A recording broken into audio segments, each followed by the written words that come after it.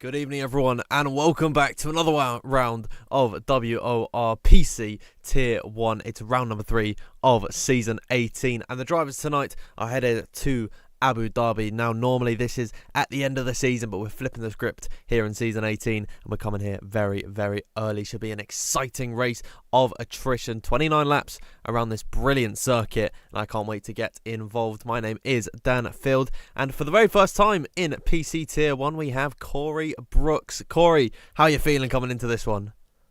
Am I excited to get going in this? This is Tier 1, the tippy top with the best drivers from around the world, showcasing their esports skill, all the skill they have acquired over the years. Of course, two-time world champion like Jana Wattmir. You have Thomas Ronha, another very, very fast driver, as well as not Otis Lawrence as well, who's taken a race victory just last time out. So I'm very excited to see the best of the best and get going in this race. It's going to be incredibly fun here this evening. We have seen some fantastic action here at this Abu Dhabi circuit before, a lot of them ending in a title deciding scenario. Of course, Thomas Ronhard lost the championship here back in season 13, I believe it was, when he made contact with Jake Benham, and he got a steward's penalty. He would have won that race without that championship, without the contact. And of course, last season, Jan Wattmir became a 3-time WOR PC Tier 1 champion after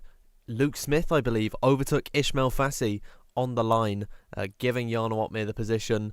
I can't remember the scenario, it was so long ago, but point to be made, this is a fantastic circuit, and we've got a fantastic grid here this evening. Let's have a look at who's racing tonight. Now, you see all the teams listed. Unfortunately, I don't say unfortunately, but we are using the F1 World Car here this evening. It was put to the vote for the drivers. I believe John Evans was the only one that wanted to see the normal cars being used, but for the sake of fairness, we're using the F1 World Car here tonight. But in the Red Bull, it's Reese Linton and Lenny Pepinter, an all-reserve lineup there.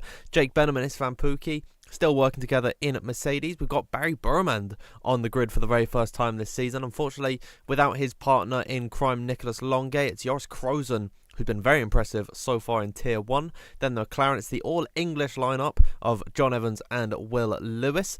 Joost Noordijk makes his debut for the season alongside Fabrizio Donoso. And then it's Jan Wattmir and Otis Lawrence, the two winners so far this season. Who is going to break the deadlock tonight, or are we going to have a third victor in 3 races? We'll have to wait and see. Ikabena is replacing the absent Alvaro Caraton alongside Ismail Fassi.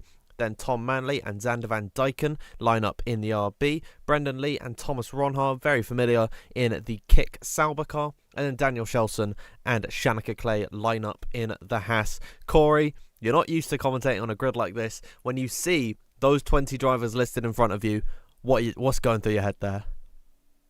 Straight away, I'm thinking this is going to be a race to behold, and of course around Yas Marina Circuit, one of the more favoured and infamous tracks to bring some spicy racing to your screen. It's looking mighty fine. Of course, some of the best drivers, like I've already mentioned, you've got Jan Wattmir, Thomas Ronha, Otis Lawrence, as well as a couple of reserves filling in, looking to make their name here in Tier 1, get up the field and potentially score what could be a slot in the top spot.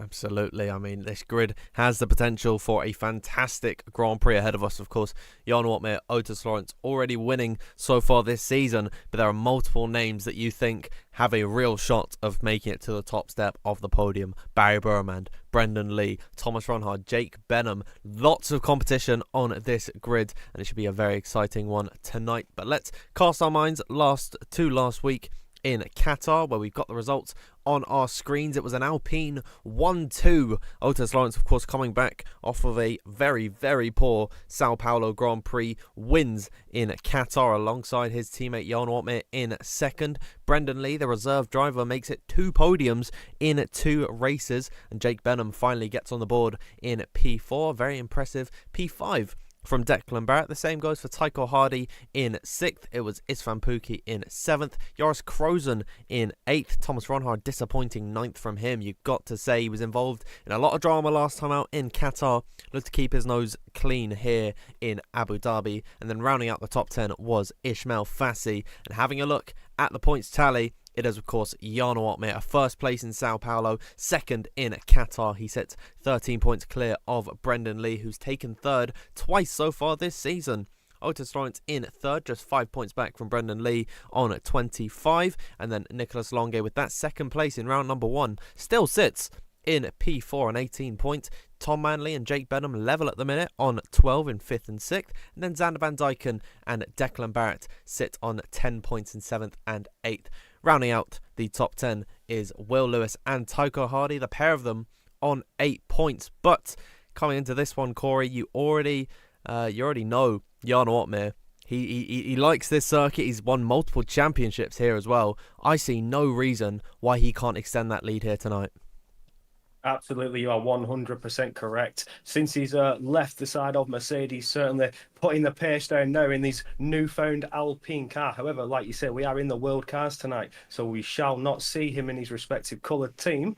However, he can certainly gain some extra points and maintain and push a bit further away from Brendan Lee, who sits in second, and pull ahead in the championship. So at the moment, only the start of the season, we're only on round 3. It's looking like it could go Jarno's way, but we still have a second half of the season to go, so bear that in mind. Absolutely. Let's have a look at the calendar heading into this one. Of course, we've got the first 7 rounds at the minute, and it is Abu Dhabi here tonight. Next time out, we head to Texas. That is going to be very, very enjoyable. The next 5 races really are some of my favourite circuits to commentate on. Of course, Silverstone, fantastic circuit. Bahrain is iconic to being at the beginning of the Formula 1 seasons. And Mexico City, arguably my personal favourite for commentating on. So plenty of entertainment to be had in the next few weeks here in WOR. And I know that everyone watching, all 400 of you at the minute, none of you are going to want to miss a thing. So make sure before we head into qualifying that you subscribe to the WOR YouTube channel. Follow us on all of our socials as well. WOR League on X, and then World Online Racing F1 on TikTok. But I think that's enough of us, Corey. Let's head onto the circuit.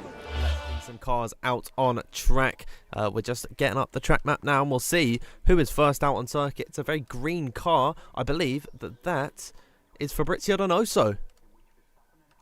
Absolutely. First straight out of the pits, not waiting around, not wasting any time, wants to get that banker lap in and potentially get some rubber down on that track in the early stages of Q1.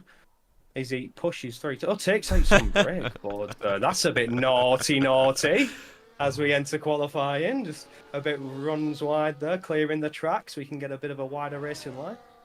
So far, gets the temperature in his tyres, but he's on the intermediate tyres, which we do see from a lot of the drivers early on, just to set the opening laps, feel their setups, and see how it goes. Save those soft tyres for your last runs. You only get a certain amount of sets, and there's still 2 more qualifying sessions to go.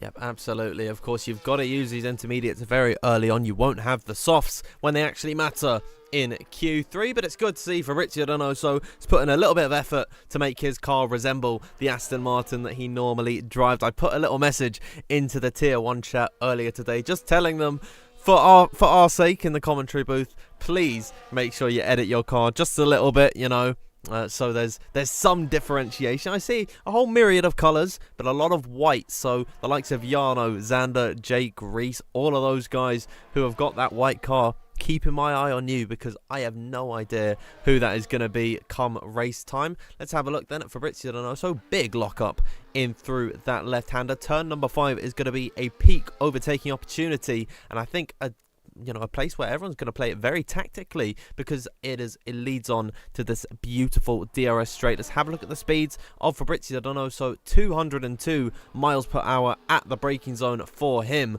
I mean, into turn number 6, Corey, we're going to see some lurching moves up the inside.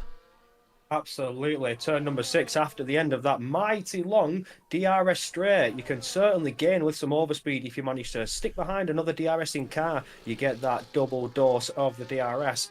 But following on with the qualifying so far, I reckon also coming out of turn 7, powering towards, you get that second wind of DRS could also be a favoured overtake, swinging it into turn 9. Absolutely, and some drivers, they like to play that tactically as well, because unlike most circuits where if you get a back-to-back DRS zone, it is the one detection point that would be heading in towards turn at number 5. But around here, you actually get it off of turn number 7 as Fabrizio Donoso comes across the line. So that's 1 minute 25.058. Otis Lawrence immediately blowing out of the water.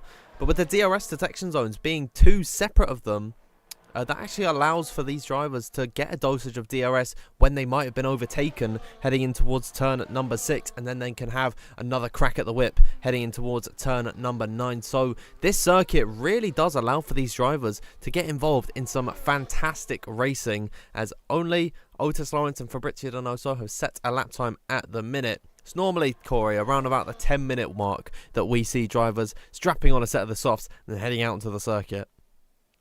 Of course, they need to wait a couple of minutes. There's 18 minutes in the Q1, and it's a lot of time to sit around and twiddle your thumbs, as you don't want to be going out doing lap after lap after lap. You just want to save those tyres, preserve them as long as you possibly can, and then right at the last minute, send it out on an absolute steaming lap and take that pole position.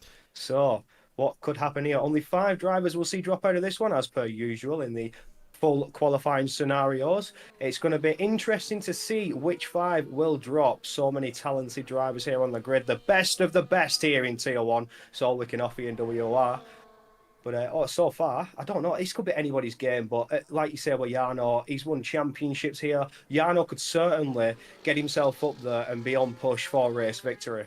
Well, Jarno Opmeer, of course, last time out, he had those qualifying struggles that you are talking about. He qualified P12 last time out in Qatar. Of course, Jarno, the 3-time champion here in WOR, the 2-time F1 sim racing champion. He's not known for his blistering qualifying pace, and unfortunately that was the end of his qualifying in Q2 last time out. He still went on to win the entire thing, so I think regardless of what happens in qualifying, you can't count anyone out, and especially the Flying Dutchman. As we're having a look at Brendan Lee, the only driver out on circuit, as Daniel Shelson comes into the box. I wonder if this is Brendan's design on his own, because it's a very nice F1 world car, but I'd imagine that, you know, given that there's so many drivers with the white base, I think this might be the base F1 world car. So Brendan Lee, we're going to name and shame you for not editing your car. You're going to make things very tricky for us as he heads back into pit lane. I think he's a bit embarrassed, Corey. Oh no, he does. He gets himself off the track. He wants to hide that default livery. He's not put any effort in, no working. Gets himself off and back into the pits. Goes, don't look at me, look at somebody else. Unfortunately, there's no one else to look at. It's a ghost town out here on circuit, which I think is a good time to sort of talk to our viewers. We've got a decent view in the stream at the minute. Please do let us know who you are rooting for in this Grand Prix and who you think is going to be taking victory heading in to the 29 laps of this circuit. I mean, there's so many drivers that you could put your name forwards. And Corey, I know commentators aren't meant to have biases, but are there any that you're secretly, you know, just in the back of your mind rooting for to do well? You see, I know I shouldn't. I really, really shouldn't. But I am a Jarno fan. The Flying Dutchman must strike here and today. And if he does it, if he wins here on my first time doing a PC Tier 1 commentary, I am going to lose my mind. Well, I mean, you say that you shouldn't have a favourite, but I make it no secret who my favourite driver on this grid is. I want Will Lewis to have an absolutely, you know, earth-shattering race here this evening. I'm looking over into the live chat and already I see lots of love for Jarno Opmeer. Ram Sammy shouting Jarno. Kyle Muirhead says Mazepin. Unfortunately, he's not on the grid here this evening. Joseph is saying my money is on Pookie. That is very interesting to see. Pookie, of course, had a disappointing round number 1. He was in the top 10 last time out, so maybe he could have a good showing here this evening. Donny is going with Shanika Clay. Silver says Jarno easy. Asib Kabir says myself. I mean, if you can get on this grid here this evening, maybe someone will have a disconnection, and then you know, we'll get you in. We'll keep you sort of as the first reserve. But once again, Corey, lovely to see all of the variety in the live chat that these, you know, these fans, they like to support everyone on the grid. But I think it's pretty clear who the fan favourite is coming into today. Of course, it's got to be the Jarno Opmeer Flying Dutchman himself, as you've seen him many a time around this track.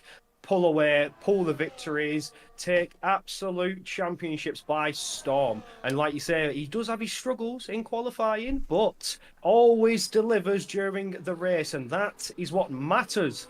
You can start anywhere on this grid. You can start at the back, but it's all about the race. Race dynamics, race leaders, the strategy can flip on an instant when these drivers pushing as hard as they do, flat to the floor to the absolute limit of what is possible, stretching the boundaries of grip on the tyre, and anything can come their way. Some drivers may push a little bit more, and of course, don't forget the setup changes. Certain drivers will have a bit of a different driving style, opt for a bit of a higher downforce, maybe a bit lower. They get that feel for it, and they know how to drive their car to perfection. That was very poetic and analytical at times there. You got me welling up with tears here, Corey. But one name that I've seen a distinct lack of in the live chat is the man we're watching right now, the first driver out on circuit, Barry Burremand, making his PC Tier 1 debut here this evening. This is a man that knows his way around a Formula 1 circuit. He's got the beautiful red car strapped on at the minute, of course, a part of the Ferrari esports team. He's not got his partner in crime, Nicholas Longuet, here this evening. We're missing him since round number 1, but Barry Burremand will get his lap underway in towards the first sector. It's going to be uphill through turns number 2 and 3, and then a swift decline in towards the end of the first sector, where the first opportunity to overtake will meet these drivers in towards turn number 5. Barry Burremand will run very wide. It's a late apex through there. Scrub off minimal speed as he utilises all the circuit off the exit and gets that DRS wide open. So far, it looks like a strong lap from Barry Burremand. Absolutely, as he's just powering down to the infamous turn 6. A hot spot for potential overtaking, but again, that second detection zone coming round on an exit at turn 7 opens up a mighty fine strategy for defence. But looking at him, he's looking very strong so far on those soft compound tyres, so no intermediate runs anymore. Everybody is now going push, push, push for pole position. Sets a 51.9 as it sets on there over his overall race time. It looks like a full purple sector 2 as he swung it round, as he will do, being the first on those soft tyres. He swings it round turns 11, it comes 12 now, round 13. You need to straighten that car in ever so slightly, fire it back round to the left on the exit of 14, and then fire round the final 2 corners. This is where it matters. You don't want to run too wide. If you take too much curb, it will certainly push you off the track. Almost drop that tyre over, but managed to keep it there, and it's a 21.4. So far, a beautiful banker lap, because I suspect people will go again. He's up in the top. If he needs to, he's leading the top, so I don't know if he'll have to, unless he gets pushed down in the final few minutes. Yeah, it's a nice way to start the session for Barry Burremand. 3/10 clear of anyone else at the minute. Here's Tom Manley to the line, gets close to Barry Burremand, but not quite close enough, and there it is. Otis Lawrence opening up his account for the evening. A spectacular 21.4 from him. Let's have a look and see where his championship rival Jarno Opmeer is at the minute. He's coming into the third sector. More and more cars coming across the line. Lenny Pepinter has found himself in P6. Jake Benham, I think, has just gone in to 9th. Behind him is Reese Linton coming across the line. Here is Jarno Opmeer, the next driver to complete his lap. What's it going to be for the Flying Dutchman as he comes off the exit of the final corner? Can he challenge Otis Lawrence? Not quite for the time being. A 1 minute 21.743. I'd say it's a disappointing way to open up qualifying. Here's Thomas Ronhaar coming across the line. We know he's quick in quali. It's a 21.515. Good enough for P3 at the minute, but that looks like the first run of laps are over, aside from Ikebana actually heading through now the final few corners. What's it going to be for him? P19. Very disappointing way to start the session. And as it stands, Corey, the bottom 5, Daniel Shelson, Will Lewis, Xander Van Dyken, Ikebana and John Evans, the last of those not able to get a lap time on the board. It doesn't look like he's on a push lap at the minute. Those 5, they've got a lot of work to do in the last 5 minutes of this session. Absolutely, they need to push crazily as best as they can. It's 4/10 gap round about to pole position from Daniel, so he needs to just etch ever closer. If he can just gain maybe 2.5 tenths, could potentially be safe.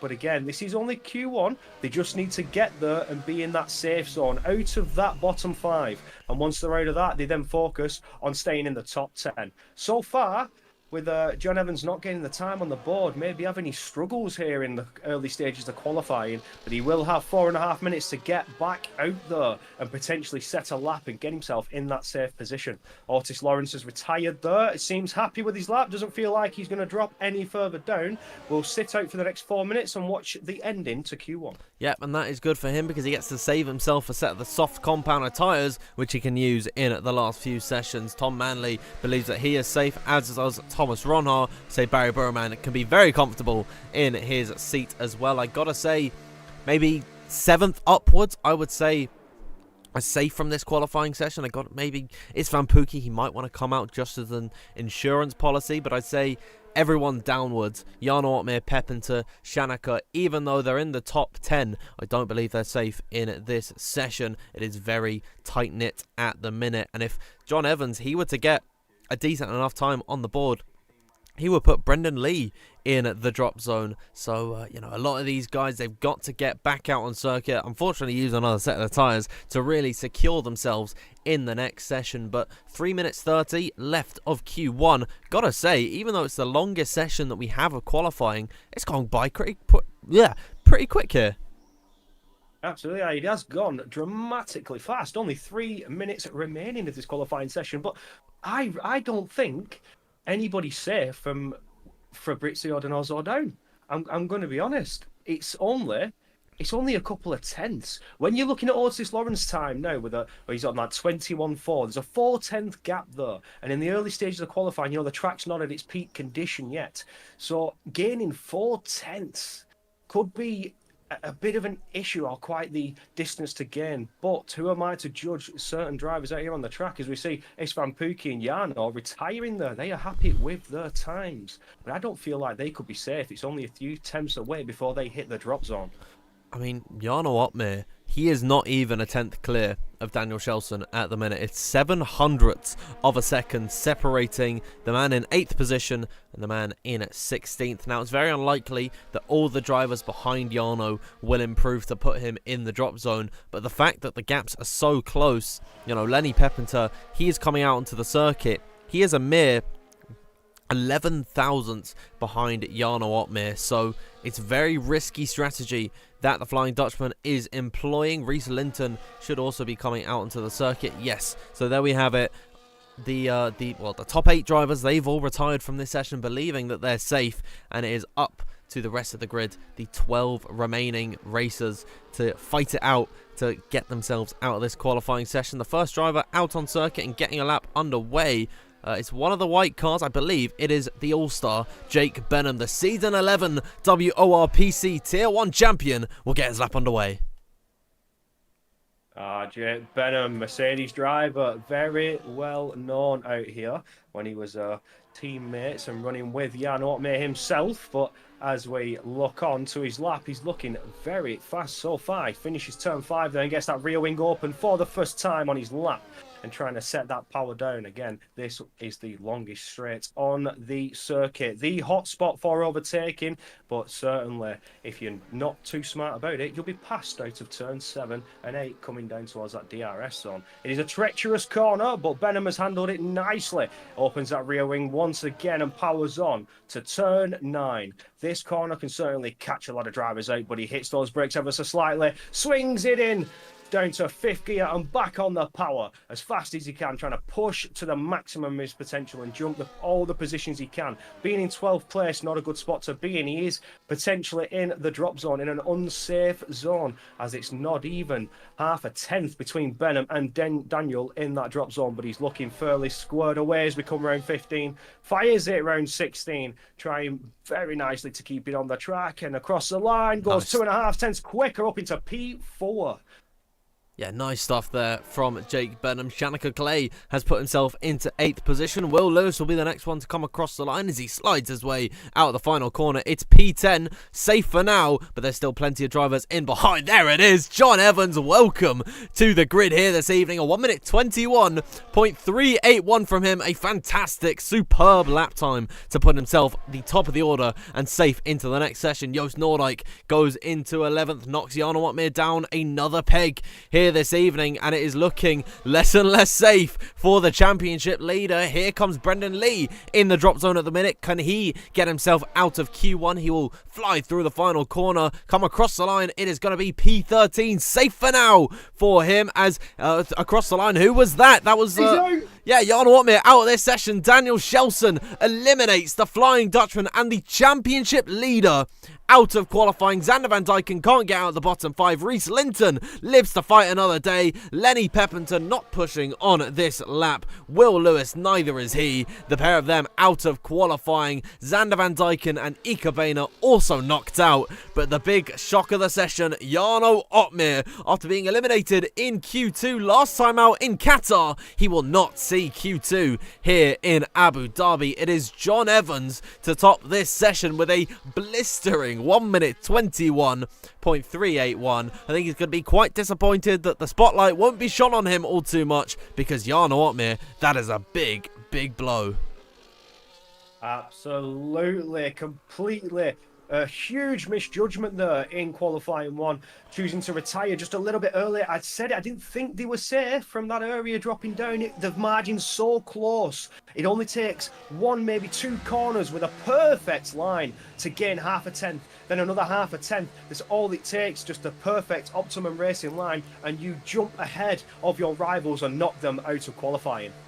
Well, we know how confident Jarno Opmeer is in his race pace, but he's only missed out on Q2 by about, less than 0.03 of a second to Brendan Lee, so that is a bit away to get eliminated from this session. He's only 0.02 off of Will Lewis, who is in at 16th and ahead of him. But let's have a look at the Q1 results. It is John Evans quickest of the bunch, with Otis Lawrence in second position. Barry Burmand making his season debut in P3, with Thomas Ronhalf 4th. 5th is Jake Burnham, Tom Manley 6th, 7th Ismail Fassi, Fabrizio Donoso 8th, 9th Reese Linton, and rounding out that top 10 is Shanika Clay. Surviving by the skin of their teeth in this session, it's Joris Krozen, Joost Noordijk, Daniel Shelson, Isvan Pookie, and Brendan Lee.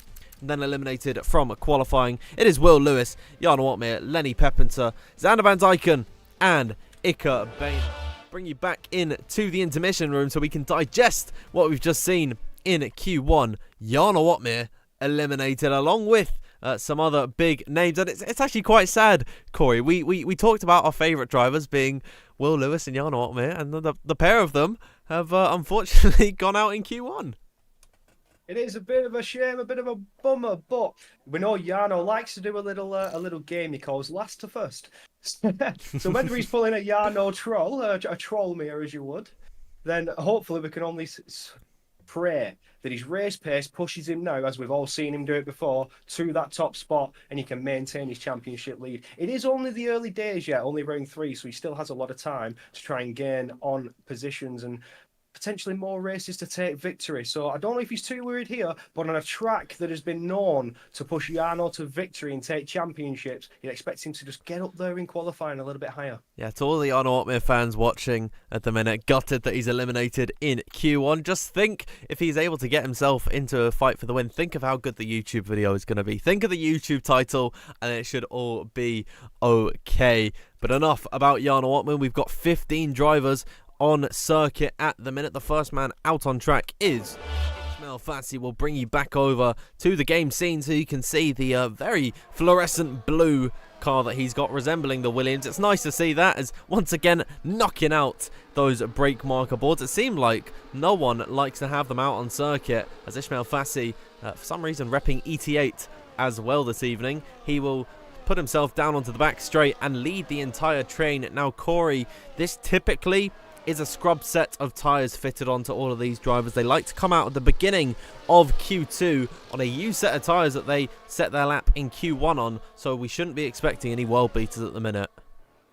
Absolutely. Of course, you need to manage your tyres effectively. You only get a few sets to use, and in Q3 is where it matters. You need every bit of rubber on those tyres that you can muster, everything that you can save in the final few minutes to push for that infamous pole position. Leading from the start, especially into turn 1, could send you propelling into the lead and potentially bridge a gap, as providing all the drivers don't get themselves into a bit of a bumper badge, a bit of a rough and tough, as you would, into turn one, with it being such a tight left-hander coming down, everybody barreling flat to the floor off the race start. It's certainly going to be one of those corners to watch and try and keep your eye on if anything may happen and push a few drivers down. But with Jarno starting from the back, he certainly might be able to benefit being at the back of the grid, can watch everybody make their mistakes and wait for the opportune open door, as Ishmael Fassi once again knocking out those brake boards.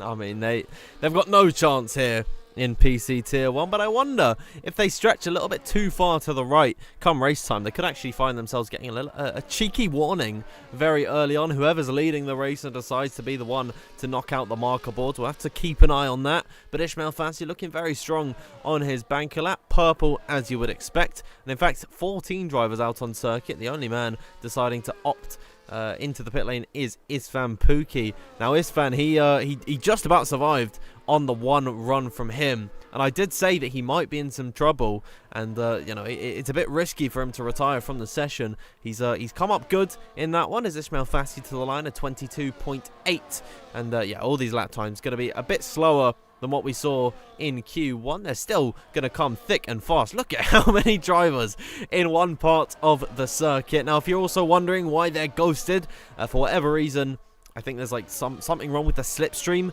on this game. There is a slipstream advantage. Yeah. So this is something that I am fully aware of, where the unfair slipstream advantage, if you are trailing a car behind, the overspeed with the deployment and the DRS is insane in the qualifying sessions. So to make it fair on everybody and to reflect the true subjective race pace, collisions are turned off. Everybody goes, they don't pick up that extra speed, and it's all down to your skill on the track and how good you are and what kind of time you can set. Of course. So, of course, fun to see. Of course, don't worry though. We're gonna see some good old-fashioned wheel banging come race time. Of course, we'll turn off this non-collision stuff, and then we'll get these drivers racing hard with a lobby restart heading into the race. But for Q2, we just got to endure some invisible cars and a little bit of ghosting action. Here's Barry Burman going through one of the base F1 world cars. I believe that was Brendan Lee that Barry Burman has just completely phased through. But yeah, 10 minutes to go in this session. It is technically a Ferrari 1-2, even though John Evans is a McLaren driver in WOR. He is a part of that Ferrari esports team. So maybe for tonight he could be an honorary Ferrari driver, given that Nicolas Longue isn't here. Barry Burman, though, leading the charge at the minute. He'll come into the pit lane quicker by almost, I think, half a tenth clear of John Evans. Let's bring up the gap for you. There it is. Half a tenth clear of John. But Corey, these times, they're not going to stand. We're going to see some blistering lap times later on in this session. It's just about waiting for that period to come. Absolutely. Now they get back into the pits and just waste a bit of time, get themselves mentally and physically prepared to push on for that infamous top 10 qualifying time, the bottom 5 being evicted. And then it's all guns blazing for Q3. The top 10 fastest drivers from the first 2 sessions will push on to set that infamous pole position time and potentially lead the way and look good for what could be their race victory. But we've said it before, qualifying does not mean that you are going to win the race. Anything can happen, dynamics can flip, the race can be twisted upside down at any moment. But hey, that is racing. Absolutely, that is racing in a nutshell. Qualifying is only half the job, and you can win from absolutely anywhere on the grid. So you can't count anyone on this, on this 20-car grid out of this race. Whoever's on pole, most likely isn't going to win the Grand Prix. There's 19 other drivers all jostling for that position, and we're going to see some epic racing here tonight. Let us know, everyone in the live chat, as everyone is making their way out onto the circuit on a fresh set of the soft compounder tyres. Let us know who you're rooting for in this session, who you want to go quickest. We're watching one of the names who is definitely going to be at the top of most people's list. Otis Lawrence, incredibly quick in qualifying. Of course, won last time out in Qatar. He's got some good momentum here in Tier 1. He's looking to carry that forward tonight. Absolutely. Can you push on and take that pole position with how we are going so far? At the minute, everybody diving out onto that pit, setting this out lap. First across the line, I think it's Thomas Manley to come and set his banker lap. He's first lap, should I say. There's still a bit of time if he can get around the track quick enough to come out once more. Just under 8 minutes to go, but he fires it around turn one. The infamous left-hander 90-degree turn roundabout. You were slamming on the brakes and trying to send it round, and then you get yourself up the hill and then back down as you pick up that detection point. Current purple sector 1, so it seems, but we could only wait and find out to see what is to come so far as he opens that rear wing, gets himself set up to power down the main straight, well, one of the back straights before he slams on the brakes into that infamous chicane 6 and 7 as he does so with intent and commits to that left-hander, firing it back around the right. And once again, we'll have that rear wing wide open as he comes around turn 8. Absolutely, as then Tom Manley, of course, finally a race winner in PC Tier 1. He won for the first time last season. He set a 52.094 in the first and second sector. Acres of space between him and the next car. He's got no problems of any traffic getting in his way, even though we've got the ghosting on. Just that visual distraction of another car really can spoil your lap underneath the beautiful hotel here at the Yas Marina circuit and through the final two corners of 15 and 16 to open up his account in Q2. What is it going to be for Tom Manley, laying down the hammer with a 1 minute 21.460? How will that compare with everyone else's times? Otis Lawrence is in the final sector and through the last corner. What's it going to be from him? A notoriously quick qualifier goes to the very top with a 1 minute 21.393, but Barry Burman immediately dethrones him with a 285. Great stuff from him there. Who else is in that final sector? Joris Krozen, been very strong at the start of this F1 24 game. He'll come across the line in P8 as Reese Linton. No, Shanika Clay goes into P7. Fabrizio Donoso is about to cross the line into P7. And wow, there's John Evans. Once again, John Evans. Incredible start to his qualifying session. What kind of pace has he found on this game? What exploit is he using? That is a fantastic way to open up Q1 and Q2. Thomas Ronhard through the final few corners. He will be the last man to set on a lap. Will he go quickest? No, he won't. So it is John Evans once again with a great lap time on the board.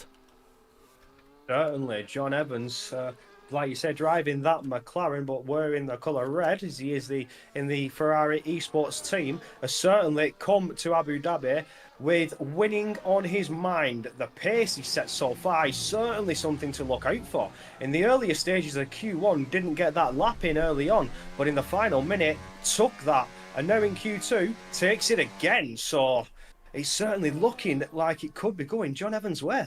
Absolutely, John Evans. I mean, no disrespect to him. When I said like what kind of exploit is he finding, I'm not accusing him of anything. But John Evans, I mean, that is a very, very impressive lap from him there. But we don't typically see him leading the charge here in WOR, so it is fantastic to see. I mean, he's so experienced here in this league, and of course, being a part of the F1 sim racing scene, it is great to see him finally get his moment in the sun. So well done to John Evans. But of course, Q1 and Q2, the least impactful sessions of this whole Grand Prix weekend that we're having here. John Evans, he's got to get the job done in Q3, and of course in the race he will retire from Q2, believing he is safe on a 1 minute 21.272. I'm inclined to agree with him there. I think that is a fantastic lap time from him. I don't see him getting eliminated from this session. Absolutely not. He's definitely going to sit there at the top. Early doors, you can certainly get his car back in, jump out and go and make a cup of tea for all he cares. You can just wait out the next 4 minutes and watch the rest of the drivers fight for the top 10 spots before we get ourselves into qualifying 3. But so far, it's certainly a mix in the order, not something I was expecting, as you mentioned Joris earlier, a driver I've seen before and has seen him take a race victory. Not here yet in Tier 1, but didn't do too bad last time out, as you mentioned. He's potentially could be in the drop zone, or can he fight it back in the final 3 minutes and just get himself in that top 10? The reserve driver currently filling in the Ferrari, so he is wearing a bit of a red on his car there, but so far at the bottom he needs to push a little bit harder. Just 3 tenths away from a roundabout to getting in that top 10. Yeah, at the minute, the bottom 5 stands Istvan Pukki, Shanika Clay, Brendan Lee, Daniel Shelson, and Joris Kroos. And I gotta say, the 3 names at the top of the drop zone, Istvan Pukki, Shanika, and Brendan, I'd expect all of them to be getting their way into the final parts of qualifying. But then looking up the order with the talent on this grid, I mean, it is very, very strong. So you just don't know what way it's going to go. Shanika, we know he likes to come out early in these sessions. And there it is. He is the first man out on circuit. Possibly fueled up for 2 runs here. And of course, that is just an insurance policy. If you mess up your first run, you're going to be able to cool down and then go once again.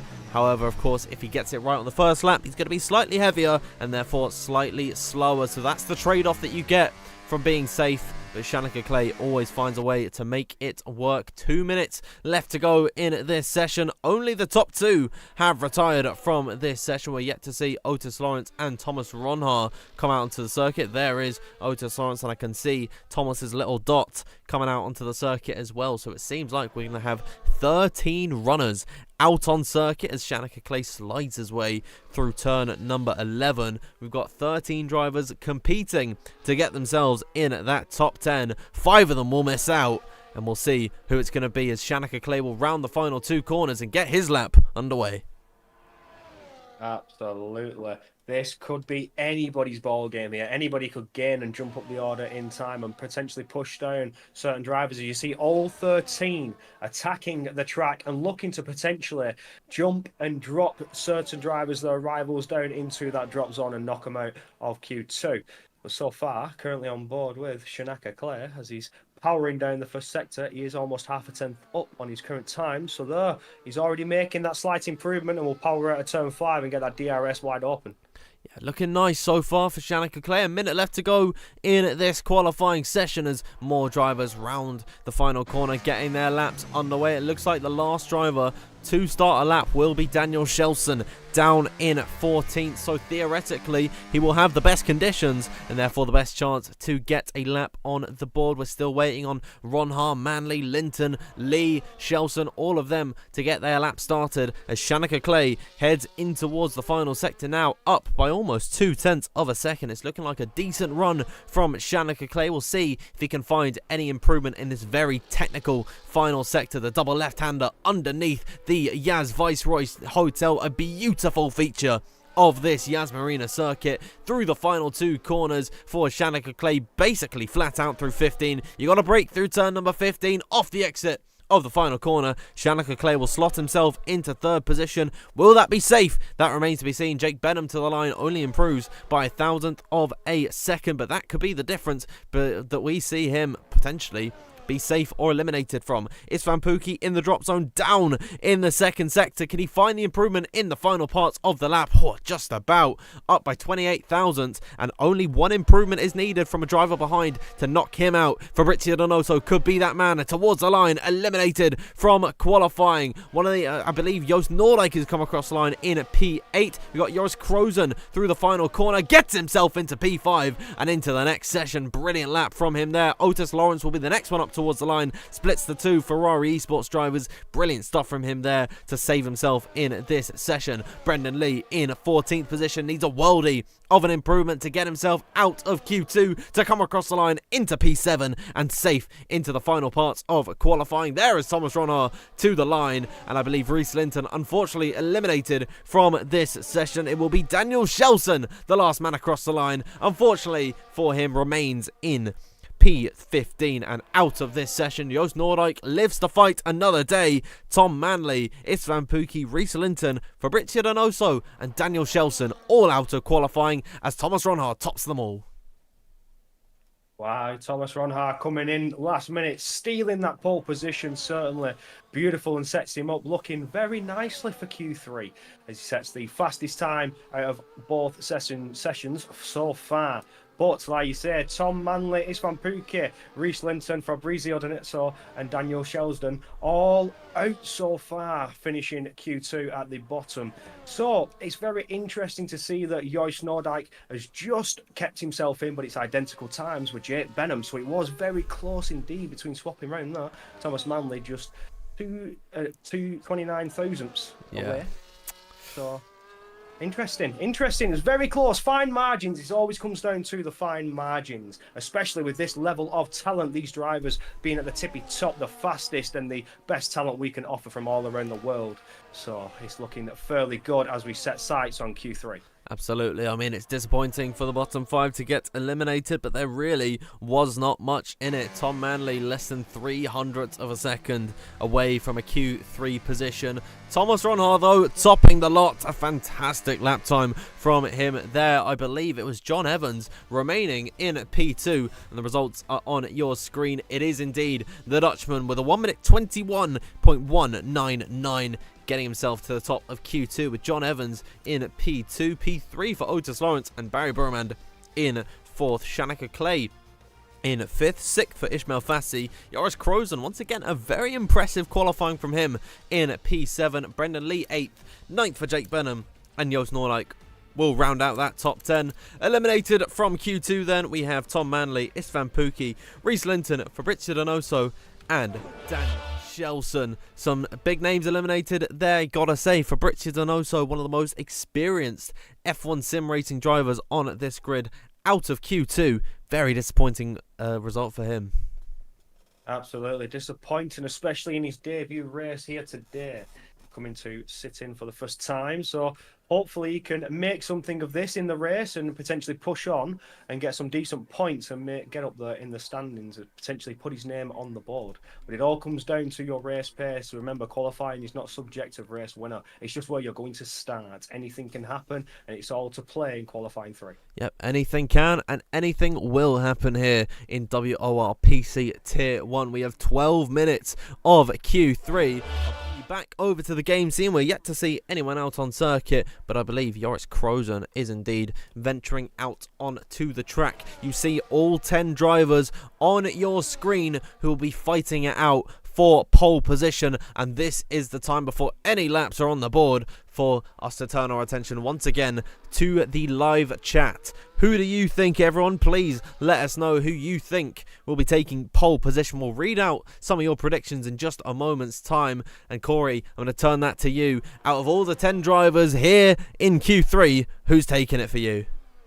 Well, I've got to just call something out, which did catch my eye. George Morgan in the chat himself said John Evans for pole. And I am probably potentially following that same route. But with Thomas Ronhaar's last lap in qualifying 2, he could potentially be a contender to take that away. So Otis Lawrence had some pace here. So at the minute, I am split, completely split between 3 drivers. I think Barry Barrymond also could potentially be in there. I don't know. See, my head is going to explode. The drivers are all very fast. They've certainly set some decent times here today. And for me, I've got to say, it looking like it could be John Evans with those first 2 sessions. John Evans in pole predictions. I never thought I would see the day. Joe Hannon, though, coming into the chat saying John Evans double invalidation. Fingers crossed that doesn't happen for him as Joris Krozen gets his lap underway. Let's have a look at some of the predictions in the live chat. Already seeing a few predictions for Jarno Opmeer eliminated in Q1. Will take no part here this evening. Melissa Muller says Evans or Otis. Avatar going with Otis. Lawrence Silver says Ronhaar might invalidate at the last minute. I mean, I believe that might have happened last time out in Qatar. We'll have to wait and see. Yeah, lots of predictions for Otis Lawrence. Herman and Broken Britain says that as well. So does Cloth. Fantastic name there. Ralph Zebian says Thomas Ronhaar. I'm inclined to agree. I'm going to go with Thomas Ronhaar to take pole position. Maybe a little bit of a basic one here this evening. He had a disappointing qualifying last time out in Qatar as well. I think it was 10th on the grid for him. And it was Otis Lawrence, I believe, taking pole. But I think it's going to go the way of the Dutchman this evening with his fellow countryman Joris Krozen on his lap at the minute. We'll see what he can do as he ventures into the last sector. It's interesting to see, Corey. We're not seeing too many drivers out this early on. No, they must be waiting for those. Oh, as I say that, everybody starts diving out of the pit lane. They can't start to flood the track. Only 3 drivers potentially still sat in the pits. 2, it's Ronhaar and Brendan Lee, both waiting out just a little bit longer as Joris has invalidated his lap and slaps himself back in the pits. So, wasn't a good lap from him. He invalidated there, coming through the final sector. Just ran it a little bit too wide there. coming on the exit of 14, I believe it was. No, it wasn't. It was around 15, I think. I think so, yeah. Last few corners for your no, he chose to pit and it cancelled his lap. So it Oh. wasn't an invalidation. He chose to pit. It just cancelled his lap out.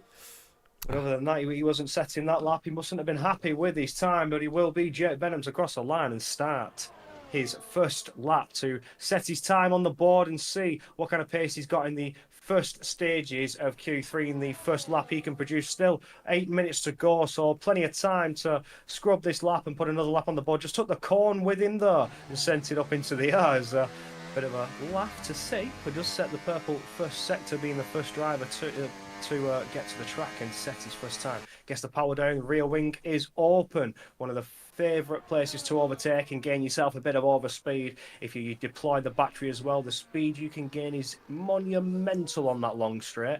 Gets it through the chicane nicely and gets his rear wing open once again, exiting turn 8. Yeah, nice stuff so far from Jake Benham. We'll see what he can do. Approaching the second sector split, it is going to be a 52.315 for the All-Star himself. Of course, the inaugural PC Tier 1 champion. Not quite been able to recapture that former glory all those games ago. I believe F1 2021 might have been the first time that we actually came here on the PC platform through the double left-hander of 13 and 14 and in towards the last two turns for Jake Benham. The first man to get a lap on the board with 7 minutes left to go. He will come across the line. It is going to be a 1 minute 22.178. Gotta say, not the best time for Jake Benham, unfortunately. We'll see who else is going to be able to compete with him heading through the last couple of corners. Shanika Clay has invalidated on his lap time. So let's turn our attention to John Evans, having a sublime Q1 and Q2. Can he carry that form over in towards the last part of this session? He's kept it valid on this lap and through the final two corners. What is it going to be for the Ferrari sim racing driver up towards the line? A 1 minute 21.247, but it is Otis Lawrence quicker than him with a 1 minute 21.191. A good start for the Welshman. Again, Otis Lawrence looked fairly strong in the first two sessions. Not surprising to see him up there. But again, like I said, with Barry Barrowman, could have the chance to get himself up there. And he does with a 1:21.129. So around about 7/100ths of a second separating him from Otis Lawrence. But just under a tenth. It's fairly reasonable. You see the lap times improving lap after lap. But track evolution, as we like to call it, certainly doing a favour for these drivers. The grip getting better and better. They can send it. Ron Hart jumps in pole. My. That is... jumps by just under a 10. Yeah. That is the first 1 minute 21.0 of this session of all the Q1, Q2 and now Q3 qualifying sessions. That's the first 0.0 that we have seen. Can we see a 20.9 by the end of Q3? We've got 5.5 minutes left to go. The rubber is continually being laid down onto the circuit, meaning these drivers are going to have more and more grip as they come, on their final laps. So maybe this could turn up good for someone today to get a 1 minute 20.9. Let us know, everyone, in the live chat what you think the pole time is going to be here this evening. I myself, Corey, I'm going to go a very, very low 1 minute 21. I don't think they're going to drop into the 0.9s. However, I'm going to say like 1 minute 21.003. Just as a flyer, that's my pole prediction. That's very close so far with Ronald's time. Ronald's only a half a tenth away from that roundabout. So, I don't know. I think if anybody on this circuit right now could break into the 0.9s, it would be Ron Hart. Yeah, absolutely. So far, I think you could be right with a low 21, a flat 21. 0, yeah. A flat 21 would be happy. Well, invalidations are very possible around this circuit. Of course, last time out in Qatar, Thomas Ronhart was on a pretty decent run that could have put him in the battle for pole position, but a double invalidation, I think on both laps, if I'm not mistaken, meant that he didn't even get a time, and so started P10 last time out. So maybe that confidence issue could come back to bite him at some point. We do have Joris Krozen on a run at the minute, but he is down by 4/10 in the first sector, and in towards sector 3, down by 2 seconds almost. So Joris Krozen not pushing on this lap, and so we have the provisional grid set at the minute. Thomas Ronhaar is on provisional pole alongside Barry Burmand, Otis Lawrence and John Evans in the second row. I gotta say, this pole fight is between those four. Ishmael Fassi, Brendan Lee, Jake Benham, maybe they've got a chance to show up towards the end and dethrone one of these drivers from the front two grids of this race. But I think those top four, you got to watch out for them. Absolutely. I've been having a little nosy at the chat there, and we have a couple predictions for it breaking that 21.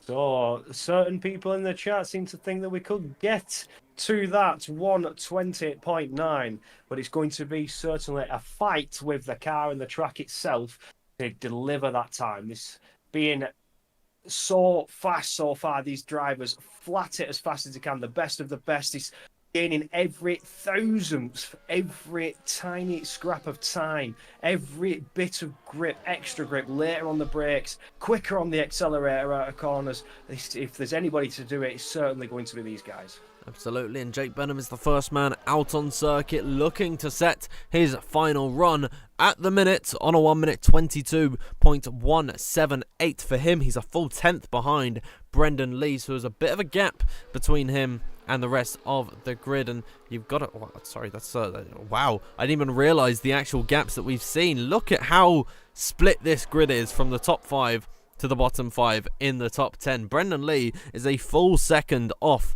of Thomas Ronhaar. Those are not representative lap times that we have seen, and that actually maybe begs the question, who is going to be the one to really bring out the shock factor? We've talked about that top 4, but with the likes of Brendan, Jake, Joost, Joris, Shanaka especially, without a lap time on the board, we have no idea what his kind of pace is in Q3.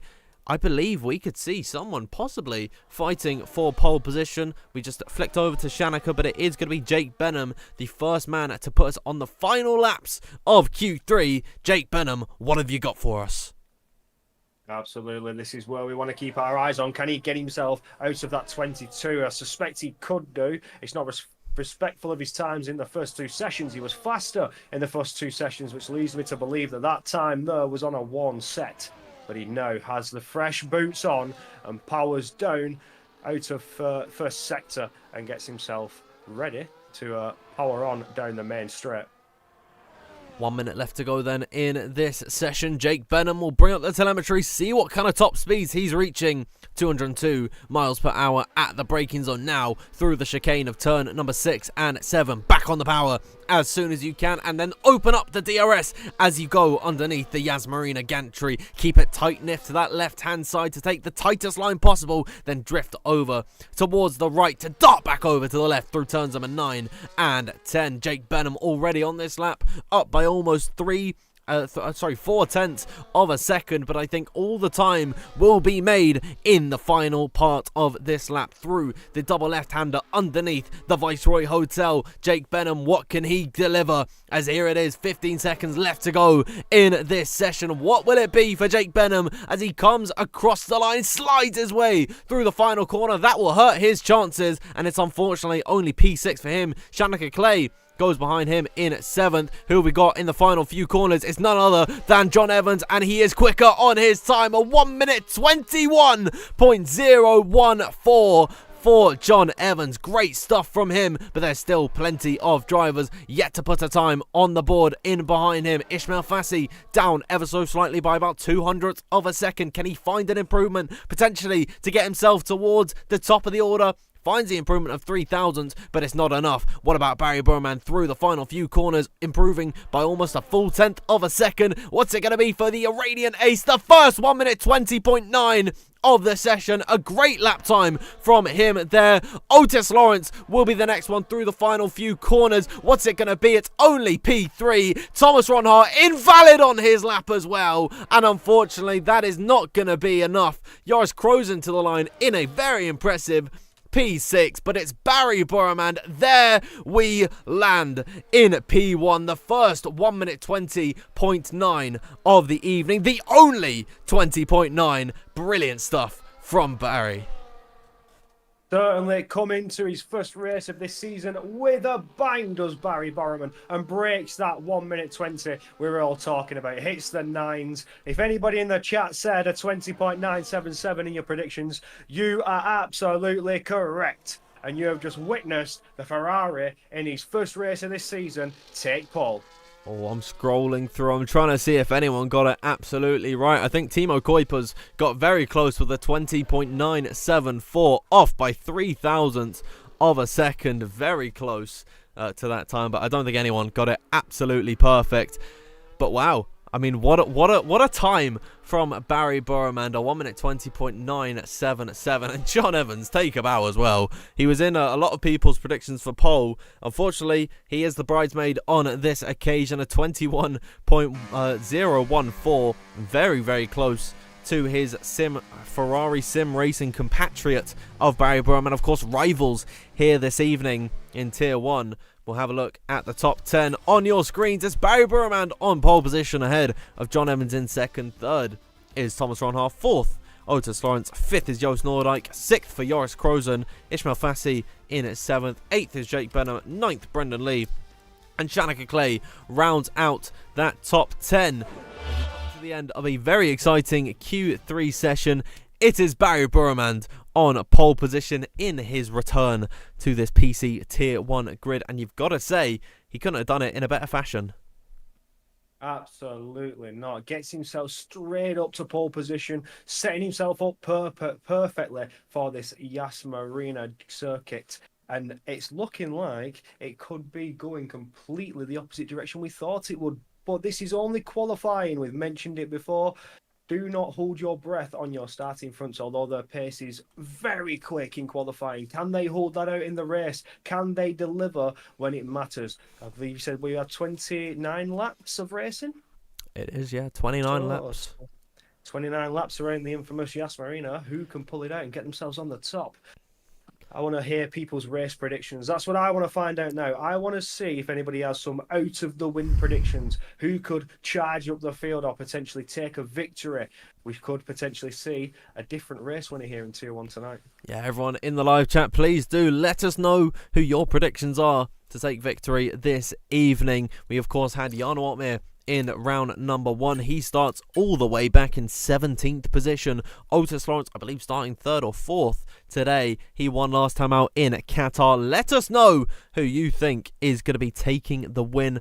29 laps of chaos. Luca Zaid Lemon, he put that one perfect. 29 laps of chaos, and that is normally what we get around this fantastic circuit.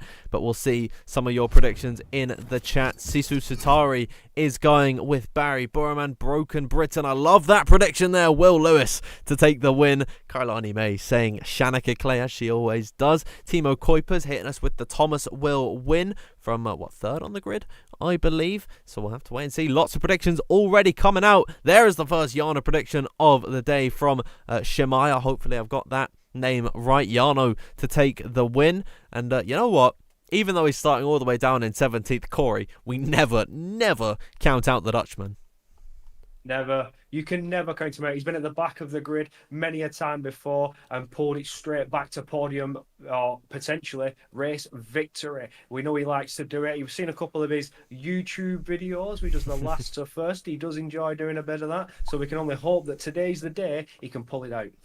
Absolutely, Jana Watmir. He's got to reach deep into his bag to try and pull out a win here this evening. He's got some stiff competition at the top of the order. It's good to see some John Evans predictions in the chat as well.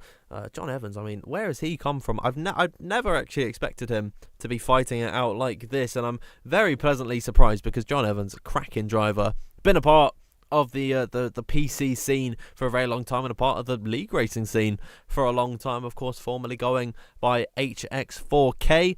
If you remember back in the day of before season 10 or whatever, when he was still on Xbox, you know, fighting with Jakey B, a whole bunch of other drivers who have sort of migrated onto the PC platform. So it's good to see him fighting at the very top.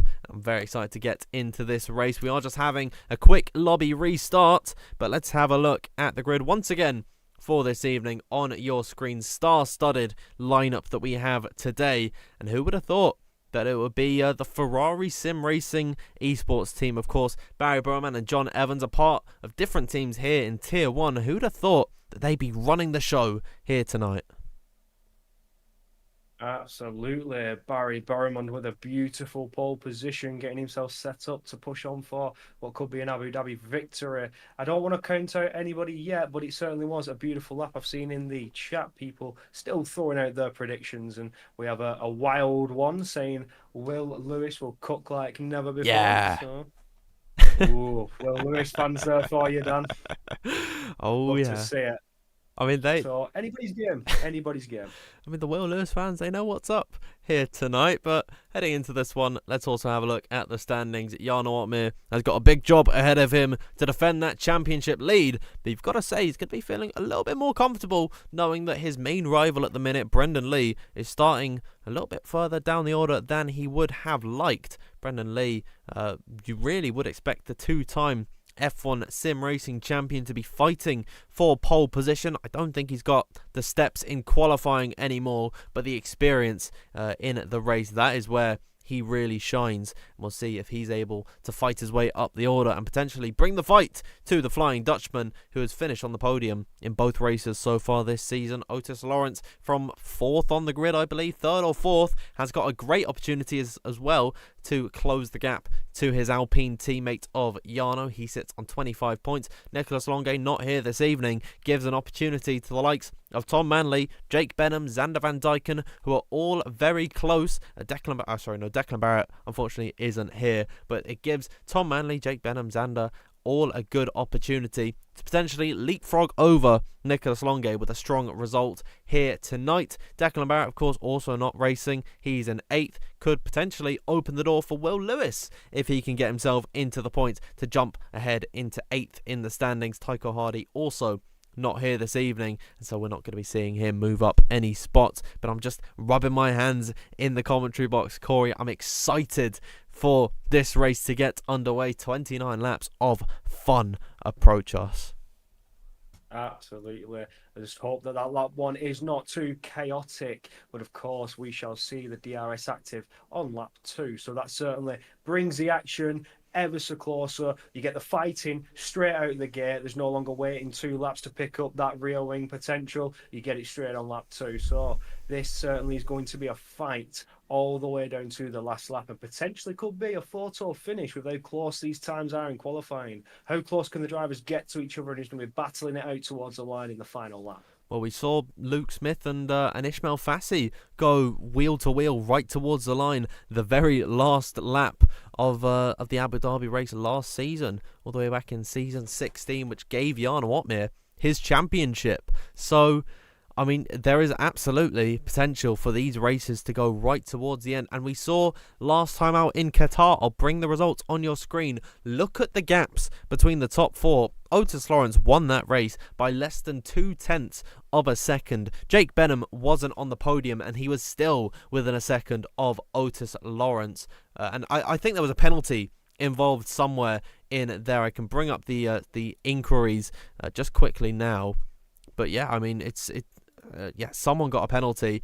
What was Thomas Ronhart? Getting his penalty for the contact with Declan Barrett. That knocked him down the order. So Jake Benham, with a penalty applied to his rival, he was able to jump up the order and still be within a second of Otis Lawrence. So we know how close this grid is tonight, Corey, and I think it is going to continue tonight here in Abu Dhabi.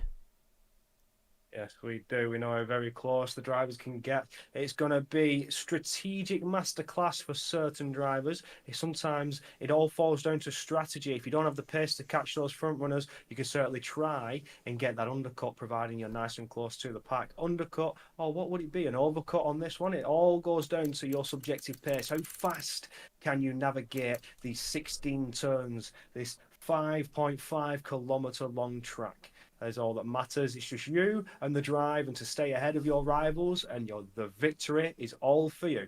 So, who is going to be the best? That's all that matters. Absolutely. Who is going to be taking the win here this evening? We've already got everyone's predictions in the live chat. Corey, I'm going to come to you, though. Who do you think is going to be taking the win today? Do I stay loyal and go for the the driver I support, but it's certainly looking definitely like it's going to be a John Evans.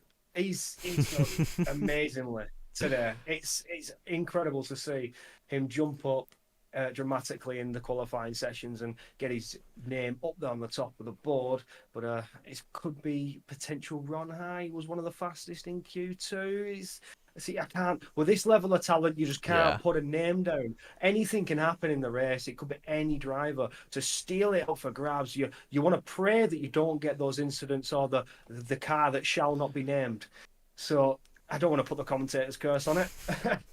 But we can only hope that everything plays out in drivers' hands and the strategy plays out correctly, and we have a very fine 29 laps of racing. But I'm still holding out for my GOAT, Jarno Opmeer. Well, Jarno Opmeer's got the job ahead of him. I'm going to stick to my guns for my predictions. I went for him in qualifying, didn't quite work out. I'm going to say Thomas Ronhaar will take the victory here this evening. And I've already seen all the complaints in the chat about when are we starting? You're being too slow. We're getting into it now. 10 seconds, and I'll bring us over to the game scene and we can have a look at the strategies unfolding ahead of us. As you know what?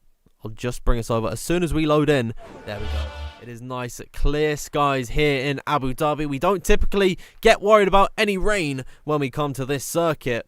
But, yeah, I mean, it's going to be a very exciting race. And one key thing to note, which can be very, very scary, Corey, is, of course, with these multiplayer cars, you don't know who you're sharing your grid, your pit box with. So pitting is actually quite a risky thing. I fully agree. This is what puts the pressure on you as a driver when, especially running these world cars, you have no idea who your teammate could be. You could be battling your rival ahead. He dives into the box. You dive in to cover him off. But oh no, you both stop at the same lane and you are completely knocked out of that front winning fight. Anything can happen here. It's completely random with no control, but it's the same for every driver. So everybody is still in the same situation.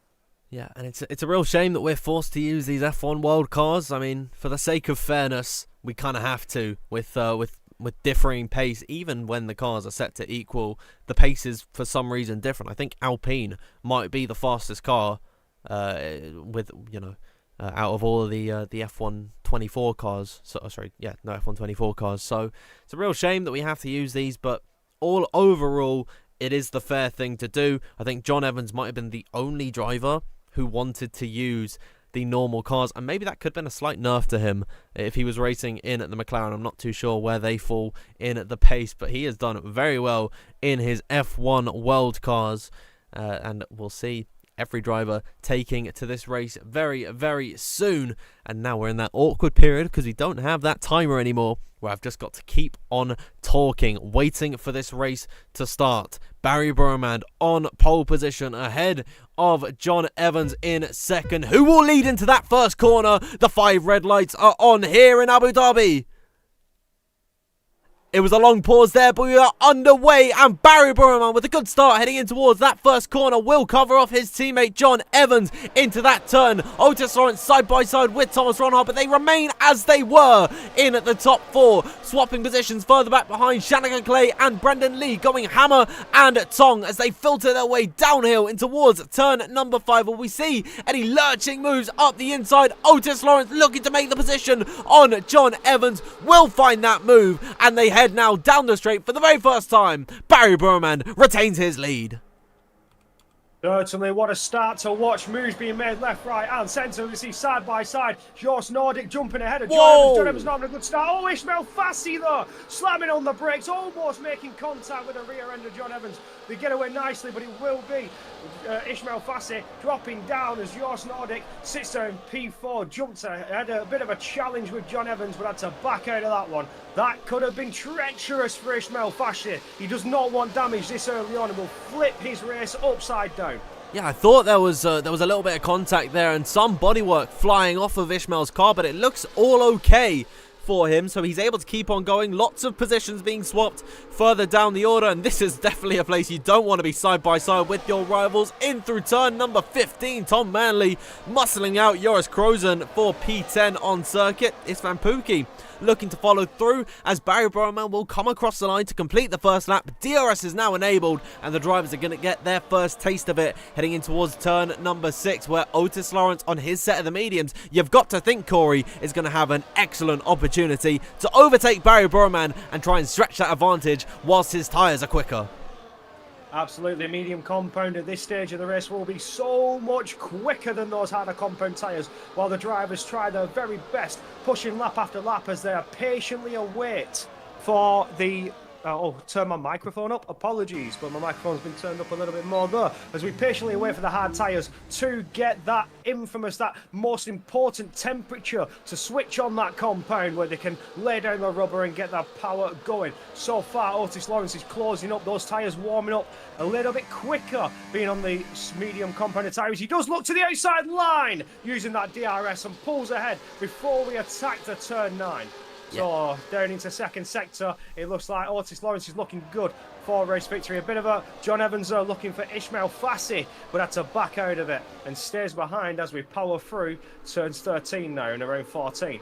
It's crucial for Barry Burman, John Evans, Jake Benham, Thomas Ronhart, all of these guys on the hards to not lose those medium runners, because if Otis Lawrence is able to stretch that advantage, it's going to make it more and more difficult for Barry Burman to close up later on in the race when he has the quicker tyres himself. So it's critical that these hard runners keep with the leaders at this point in time. John Evans, we're watching him at the minute, is coming under pressure from Joost Noordijk. Good to see Joost doing so well here this evening, a driver I'm very familiar with, going all the way back to F1 2019. I was commentating on him all the way back on the PS4 as Joost Noordijk, he gets close to the back of John Evans, doesn't want to go for the move this time by DRS. Once again will be enabled for everyone down this straight, but of course as Barry Burman looks up the inside, doesn't want to go for the move. Almost close to contact between the pair of them, but with the DRS train being in effect, essentially no one is seeing that advantage at the minute as Jake Benham side by side with Shanika Clay. I think Shanika might just about have that move. They're still wheel to wheel through here. Great battling on lap number 3. They are still battling away side by side into turn 9. It does look like Jake Benham is not giving that one up. He's on the off. Oh, pushed wide and off the track goes Shanaka Clay. Gets back, rejoins safely, does not cause any issues in between. It will be Benham staying ahead for the most part. Did cost himself quite a bit of his battery in that little battle, but so did Shanaka Clay. So far, they're on level playing fields. I mean, Shanika Clay, of course, DNFing last time out in Qatar after contact with, I believe, Thomas Ronhard. Granted, it was very sketchy, the contact model that was actually in place. I don't think anyone was at fault. I don't think there was any steward's inquiry about it. But Shanika Clay, nonetheless, DNF last time out due to a collision, and already his race could have come to an end on lap number 4. He's on those medium tyres. He should be quicker than Jake at this point, but unfortunately just wasn't able to make that move stick as they head on towards lap number 4. And looking back up to the front, actually never mind, because here's Thomas Ronhart ducking to the inside of Shanika Clay, wheel to wheel down that main straight. Barry Burman moves back into the lead of this Grand Prix. Thomas Ronhart close to the rear of Jake Benham, almost contact between the pair of them, and Shanika Clay soars around the outside of them both. Now Jake Benham off the circuit, heading on towards this DRS straight. No DRS. Oh, well, actually, Jake has just about got the DRS open, but he's lost a lot of momentum, having to come back on the circuit as they bang wheels almost 3 wide in towards turn number 9. Thomas Ronhart really wants to force this move on Jake Benham. Stoic defending from the All-Star, and he will remain ahead of Thomas Ronhart. But what a move from Shanika Clay around the outside of both cars in towards turn number 6. If you could have seen my facial expression, you would be laughing as Shanaka Clay did that huge send into turn 6. Down into the chicane, a very bold, brave move from Shanaka Clay, but gets himself nicely ahead of Jake Benham. Tried to put the pressure on the lap before, but gets it the lap after with a monumental send.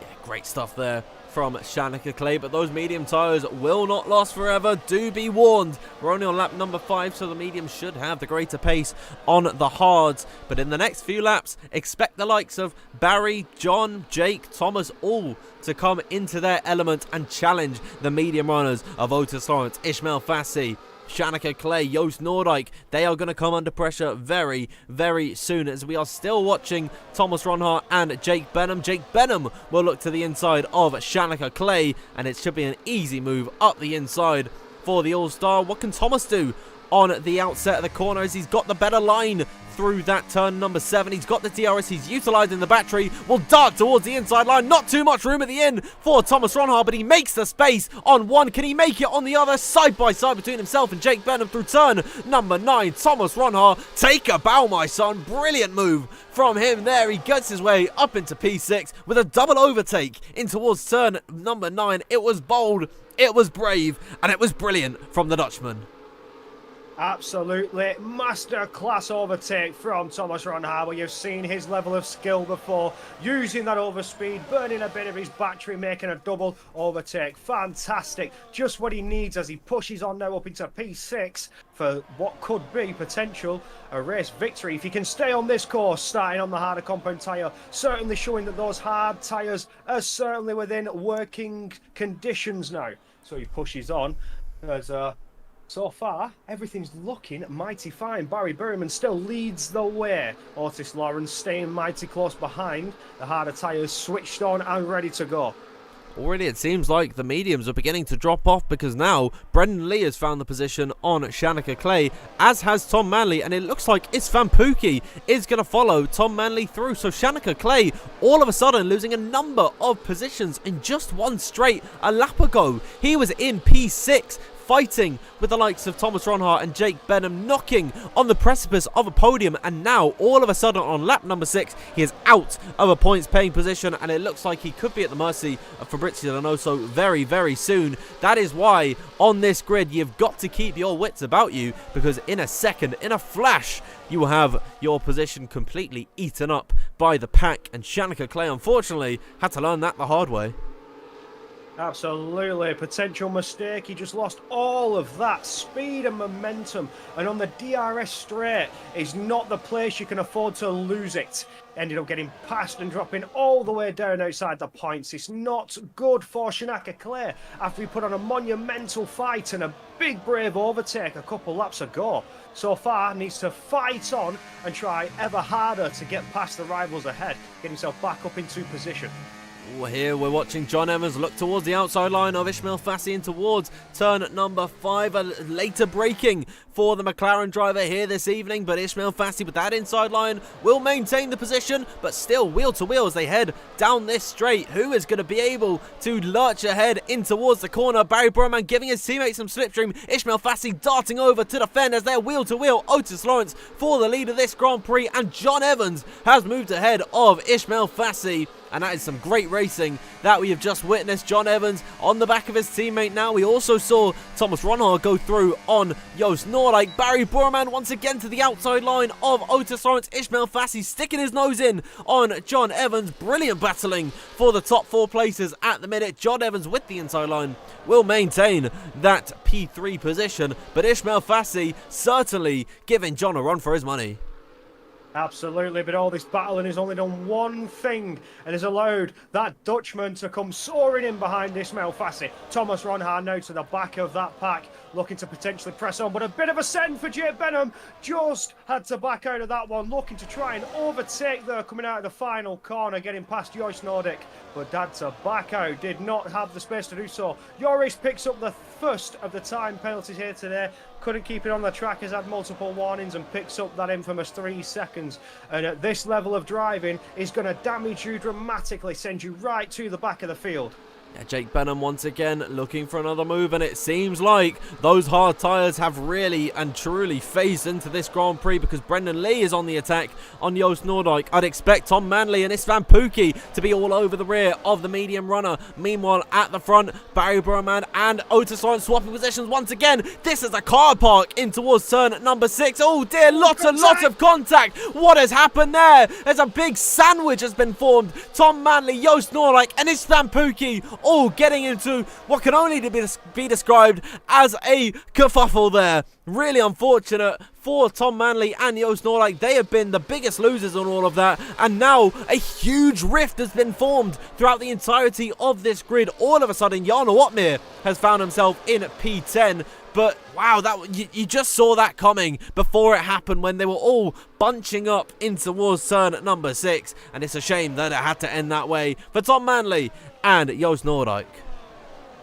Absolutely, a huge moment though into the hairpin, but like you say, you saw that coming. They were almost 4 cars wide on the entry of turn 6. But like I've said before, the dynamic of a race can be flipped on its head instantly, just like that. And you see Jarno Opmeer, who had a very bad qualifying, up into P10, picking up points so far. He now sets his sights on his Van Pookie and try and push on and catch him up. But almost a little bit far behind. This Van Pookie has almost dropped DRS to Fabrizio Donoso, but Donoso, without the DRS, is going to be vulnerable from attack.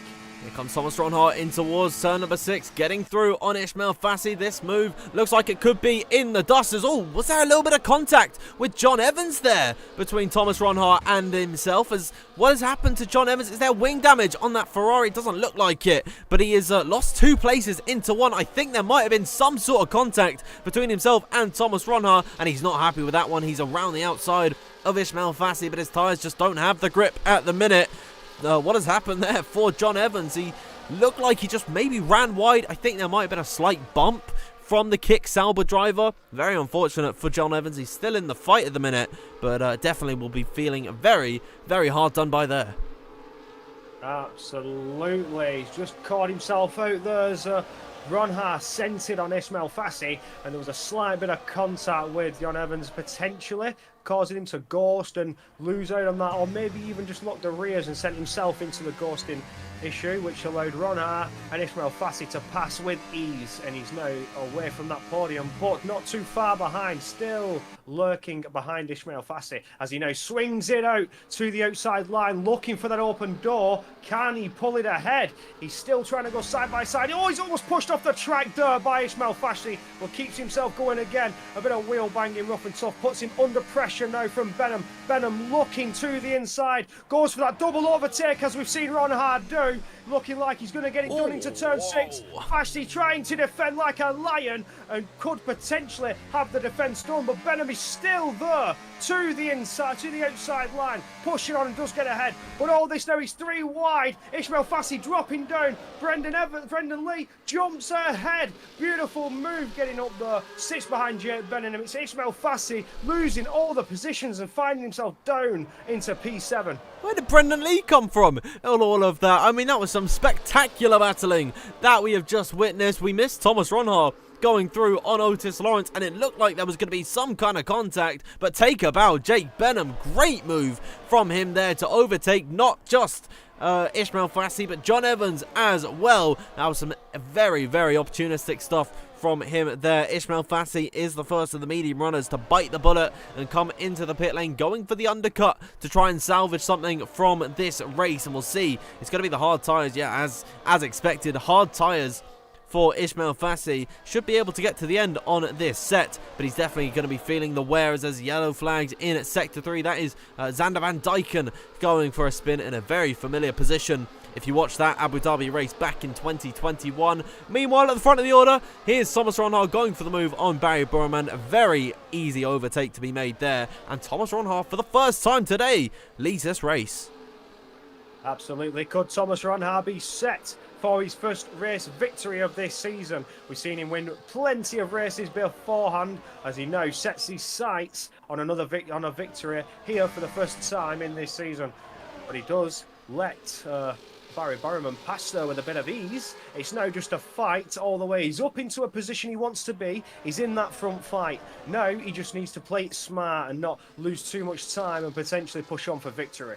Yeah, as there's more battling further out down the order. You have a look at how close this grid is, and it's Van Pookie. There's a big gap between himself and John Evans, so it seems like someone really does need to take the fight to these guys in order to actually close up to the leaders. That top 6, with Ismail Fassi included as well, they're just going to run away with this Grand Prix. Someone has got to make a move very, very soon. If it's Van Pookie isn't going to do it, you'd have to expect Jarno Opmeer to take up the reins and try and catch this top 6, because otherwise everyone else downwards has no chance in this race. And that all stemmed from that contact earlier between Joost Noordijk, Tom Manley, and actually it's Van Pookie, as once again Thomas Ronhaar will go through on Barry Burman. I think this is something that we're going to see for a very long time, just the two leaders swapping positions. Corey, they finally settled into a rhythm at the front of the order.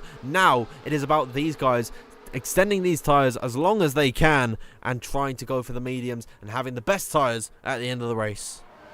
Absolutely, they will just keep exchanging. As you see Barry Barrowman jump ahead though, just keep swapping and exchanging the DRS to keep things flowing nicely, keep you ahead of the field and flowing along, and could also potentially allow you to extend those tyres like you say, Dan. The more they swap and don't fight for it and don't put too much strain on the car, the longer they can go on these harder compound tyres, and hopefully we'll get a better run when they do optimally swap for those medium tyres. So far, it's looking very good for Barry Barrowman and Thomas Ronhaar, as we see Otis Lauren and Jarno Opmeer dive into the pits and get off those medium tyres. The drop-off being quite quickly there for the mediums. However, they managed to extend one more lap. The undercut being done by a couple of other drivers, Ismail Fassi, Otis Lawrence and Jarno boxed. It's Ismail Fassi looking for the undercut there, as I was correct on that one. Does jump ahead of both of them, but he's on 2-lap used tyres now, so they will benefit a little bit with the extra grip, the little bit of extra tyre life, but that's coming towards the end of the race. The first DNF of the day, Xander Van Dijken retires in the pit lane. There should be no safety car for that, but unfortunate for Xander to go out so early in this race. Of course, in the top 10 in the standings, he's not going to be getting any points here this evening. Lap 13 of 29. We are approaching the halfway stage of this Grand Prix, and we're still waiting for more pit stops to come out very, very soon. Of course, if you cast your minds back to last week, we remember Otis Lawrence and Jarno Opmeer both opted for the medium to hard strategy, and they've gone for that here today. I thought at the time it was not going to work. It wasn't going to be a good run for either of them, but I was proven wrong, and happily be proven wrong once again, as Otis Lawrence is through on Ismail Fassi. And how are these two going to cope once the likes of Thomas Ronhaar, Barry Burman, Jake Benham, they all come in for a set of the mediums, and then they're breathing down their necks towards the end of this Grand Prix? It should make for a very thrilling experience here in Abu Dhabi. Absolutely, I'm just waiting for the strategies to unfold. As you say, the opting for the medium to hard, he was proven wrong. With the new game cycle, certainly introduces a level of uncertainty on how the tyres may behave this time round, as the handling model has been completely changed for this game, and with a couple of updates for a couple weeks or a couple months ago, should I say, certainly changing it up constantly for the drivers. So they need to relearn how the tyres perform, and certainly we need to adjust as commentators to how they perform as well, with the ever-changing dynamic of the handling and the game's evolution over the years to come. So with this being the first Tier 1 season on the 24 game, it's looking mighty fine for these drivers to push on. And the tyres, certainly, a level of debate is the best word for it. Who's going to go for the optimum strategy? What is the optimum strategy? Is it the medium hards or is it the hard mediums? I mean, it really is just all about, I think, the driver's skill. I think the strategies on this game for the very first time are actually quite equal, as we're seeing some great battling on circuit at the minute. Daniel Shelson came very close to crashing with Fabrizio Donoso through turn number 9. Luckily, all crisis was averted, and so they remain fighting for P7 at the minute. Of course, they will drop back once they come into the pit lane. Ikebana gets himself a 3-second time penalty for track extensions, and now could be a slight knock to his confidence. Could open the door for Tom Manley in 9th position. He is doing a good job to make his way back up the field as he looks towards the outside line of Ikebana and towards turn number 5. He's going to back out of that one, potentially try get on the power earlier and fight for this position down the main straight with the DRS active for both drivers. It's going to be no advantage to really either of them. And Tom Manley, unfortunately, that move is dead in the water as Ikebana closes to the rear of Daniel Shelson. Looks to the inside of him there, but no moves being made for the time being. Great battling, though, all throughout the grid.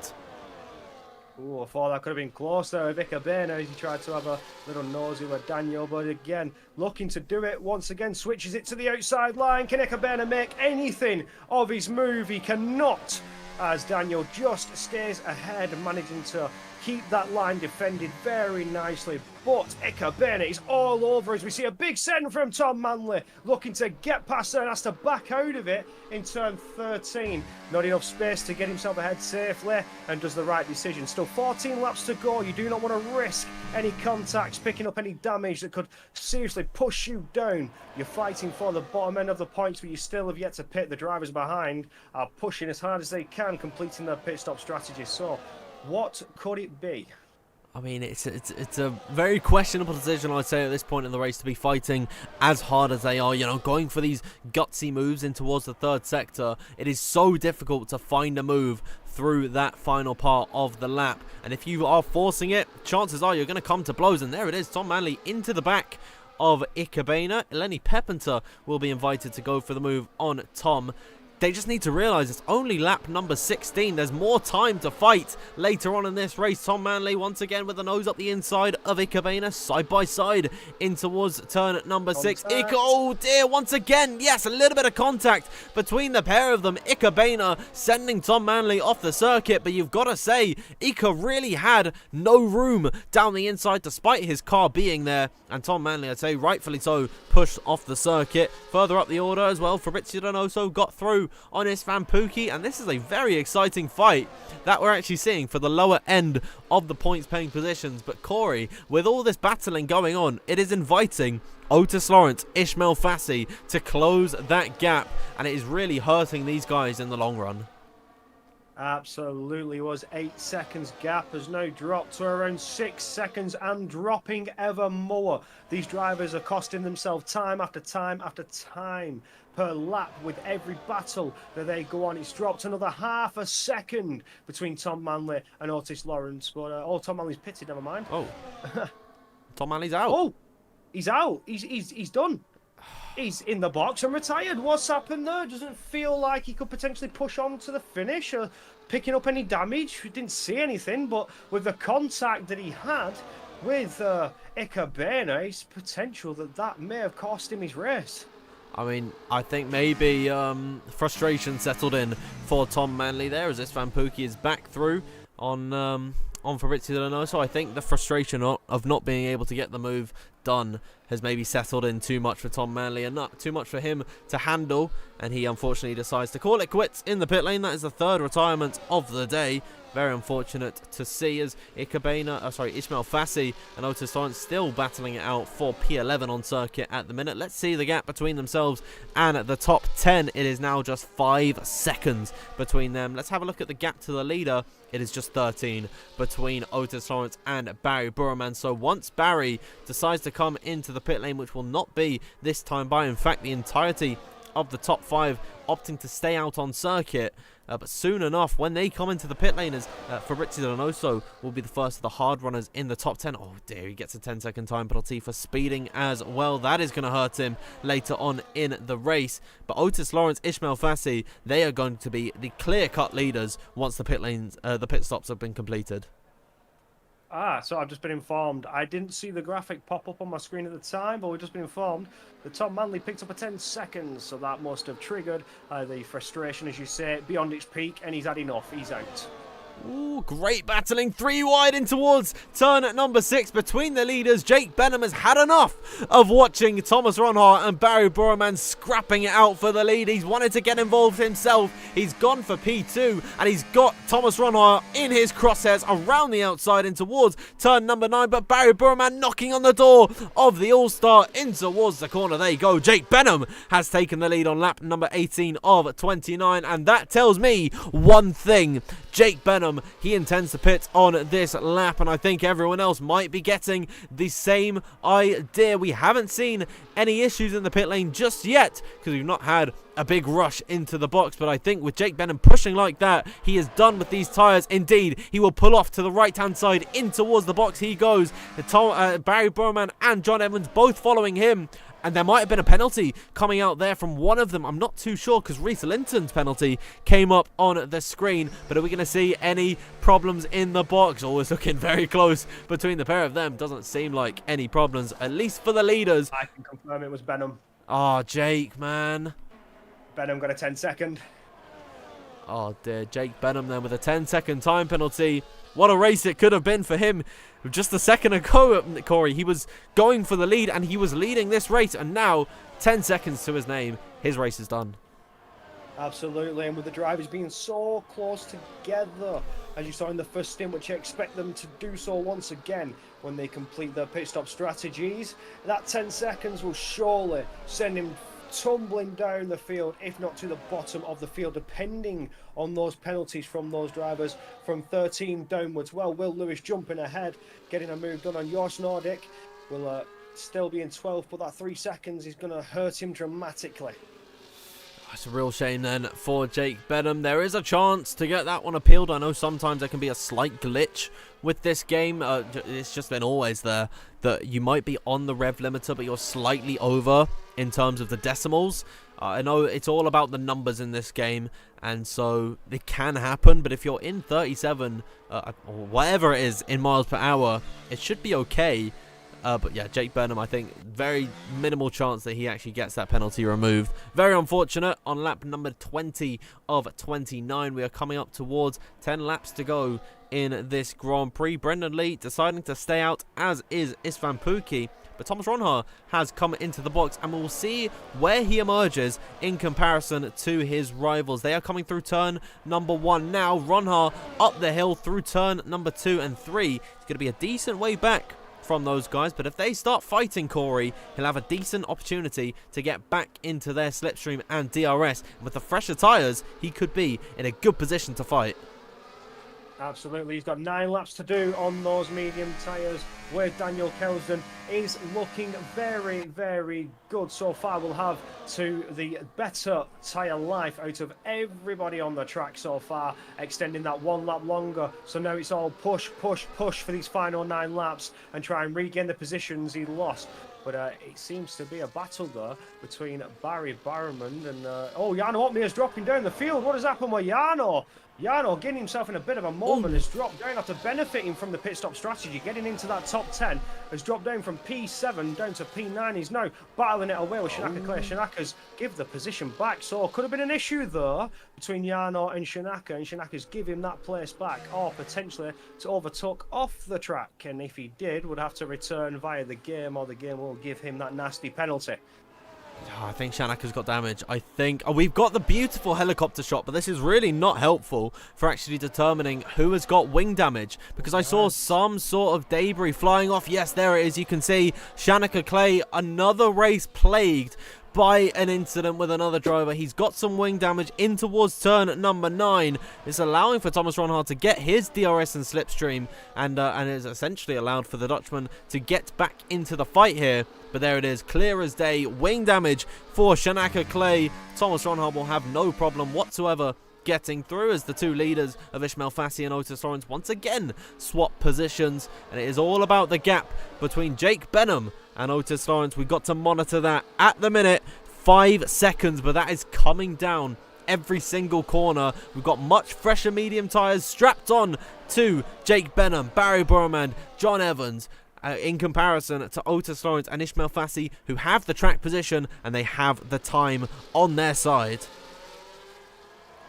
Absolutely correct. Just need to have that benefit with those fresh tyres. It's all for Jake Benham to push on now and drop that time and get into the DRS of Ismail Fassi, but he does have Barry Berman lurking behind him with the DRS. If they fight, they will lose it all. This is where they cannot risk any unwanted battles, any unnecessary racing procedures where they'll be pushed off the optimum line and lose too much time, as Thomas Ronhaar takes the fastest lap of the race on those fresh mediums, which was definitely expected, boxing so late into the race. Sitting there in P6, he's in prime position to attack on that fresh rubber and potentially get a race victory. So far, everything is looking good, but that time is dropping again by another half second between Benham and Ismail Fassi.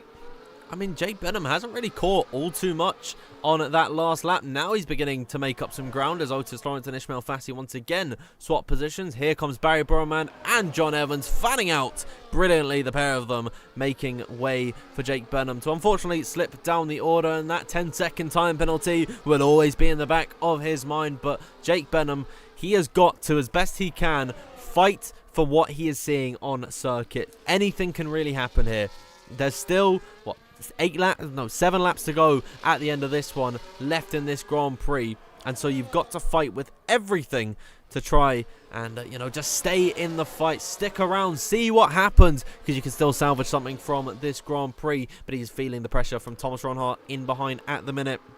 A lap fresher tyres strapped on to the Kick Sauber driver's car, but he's not been able to make the move this time by, as the gap between Ishmael and John Evans, 3.4 seconds. Now the mediums are up to temperature, and now they're closing in at a rate of knots. Absolutely indeed. John Evans leading that pack of medium runners, pushing away to chase down those front two, Otis Lawrence and Ishmael Fassi. They're the two drivers that cannot risk battling. They must try and use each other, using that DRS to gain as much speed as they can. Keep swapping it out lap after lap and try and prevent that gap from dropping ever more. But with an 8-lap deficit on tyres and the medium compound being the better compound, it's just going to drop lap after lap, corner after corner. Oh! So they really need to push as hard as they can. A little bit of contact between Jake Benham and John Evans there will allow for Thomas Ronhaar to get the pair of them, and that is not what you need at this point in the race, when it is so crucial that you catch up to the two leaders whilst your medium tyres are still in working condition. Now Ronhaar is through on Burmand, and they've just made contact at the worst possible position. That was at no fault of John Evans. Jake Benham just misjudged his braking zone. He had a lot of speed from the double slipstream, a very, very easy mistake to make, and unfortunately, luckily, it has not cost them all too much. But definitely John Evans is going to be very frustrated at that one, because it has allowed for Thomas Ronhaar on the fresher medium tyres to go through without a fight whatsoever, as they continue to close up to the two leaders of Otis Lawrence and Ishmael Fassi. The gap now 2.5 seconds, and Corey, once they get into that 1 second window that they need to get the DRS, Thomas Ronhaar, Barry Burman, John Evans, if their medium tyres are still in working condition, you'd have to expect it to be curtains really for Otis and Ishmael. Absolutely. They will be petrified when that 1 second approaches, and it's approaching fairly quickly. Only just shy of 3 seconds separating them. But Barry Barrowman now going for a send on Ronhaar. Ronhaar not having the DRS. It's easy pickings for the Ferrari driver. But so far, his first race of the season, Barry Barrowman is really sending it out here. Really pushing to get himself up onto the podium, if not the top step. But here comes Thomas Ronhaar to exchange the DRS once again and get himself ever closer to Ishmael Fassi. I just don't know if they're catching enough at this point. They've gained 4 tenths on this lap. It should be a little bit more once they head into this final sector, because of course the grip is a lot more important through these slow speed corners that you get on the tyres.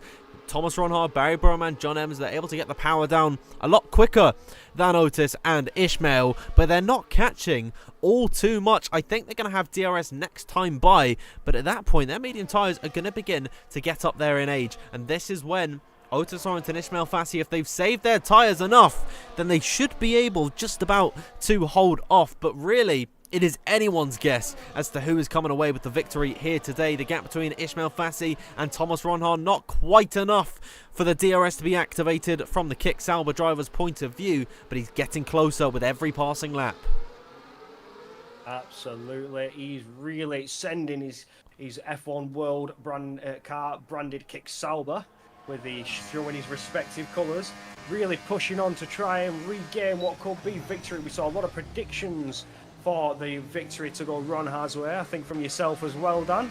So we can only hope that it could go Ronhaar's way as we see the exchange of DRS again from Barry Barrowman. But if Ronhaar comes there with the rear wing open, exchanges it one more time, the following lap, that should be just enough to break it. As it is, there it is. The 1 second is just there lurking. So it's all pressure. He's sat on Ishmael Fassi now. Can he defend this oncoming storm? of Thomas Ronhaar. Can he keep him behind? And what will Barry Barrowman do within the closing laps?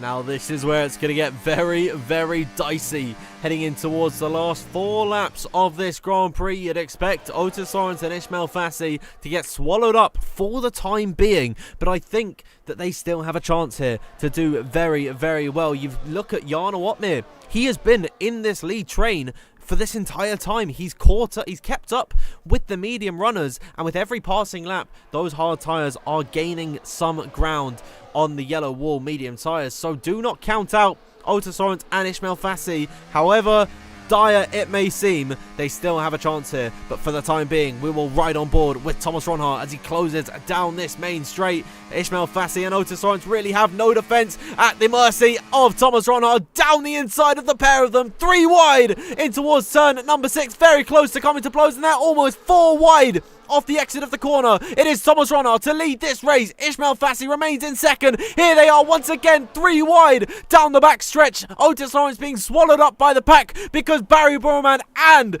John Evans have made their way through. Meanwhile, Ismail Fassi doing battle with Thomas Ronhaar. Ronhaar maintains the lead in this Grand Prix. Otis Lawrence as well has been able to stick it out in third. Looks up the inside for second at the minute, and it is pandemonium in the third sector. Look at how many cars going hammer and tong. It is the top 8 all sharing the same piece of tarmac.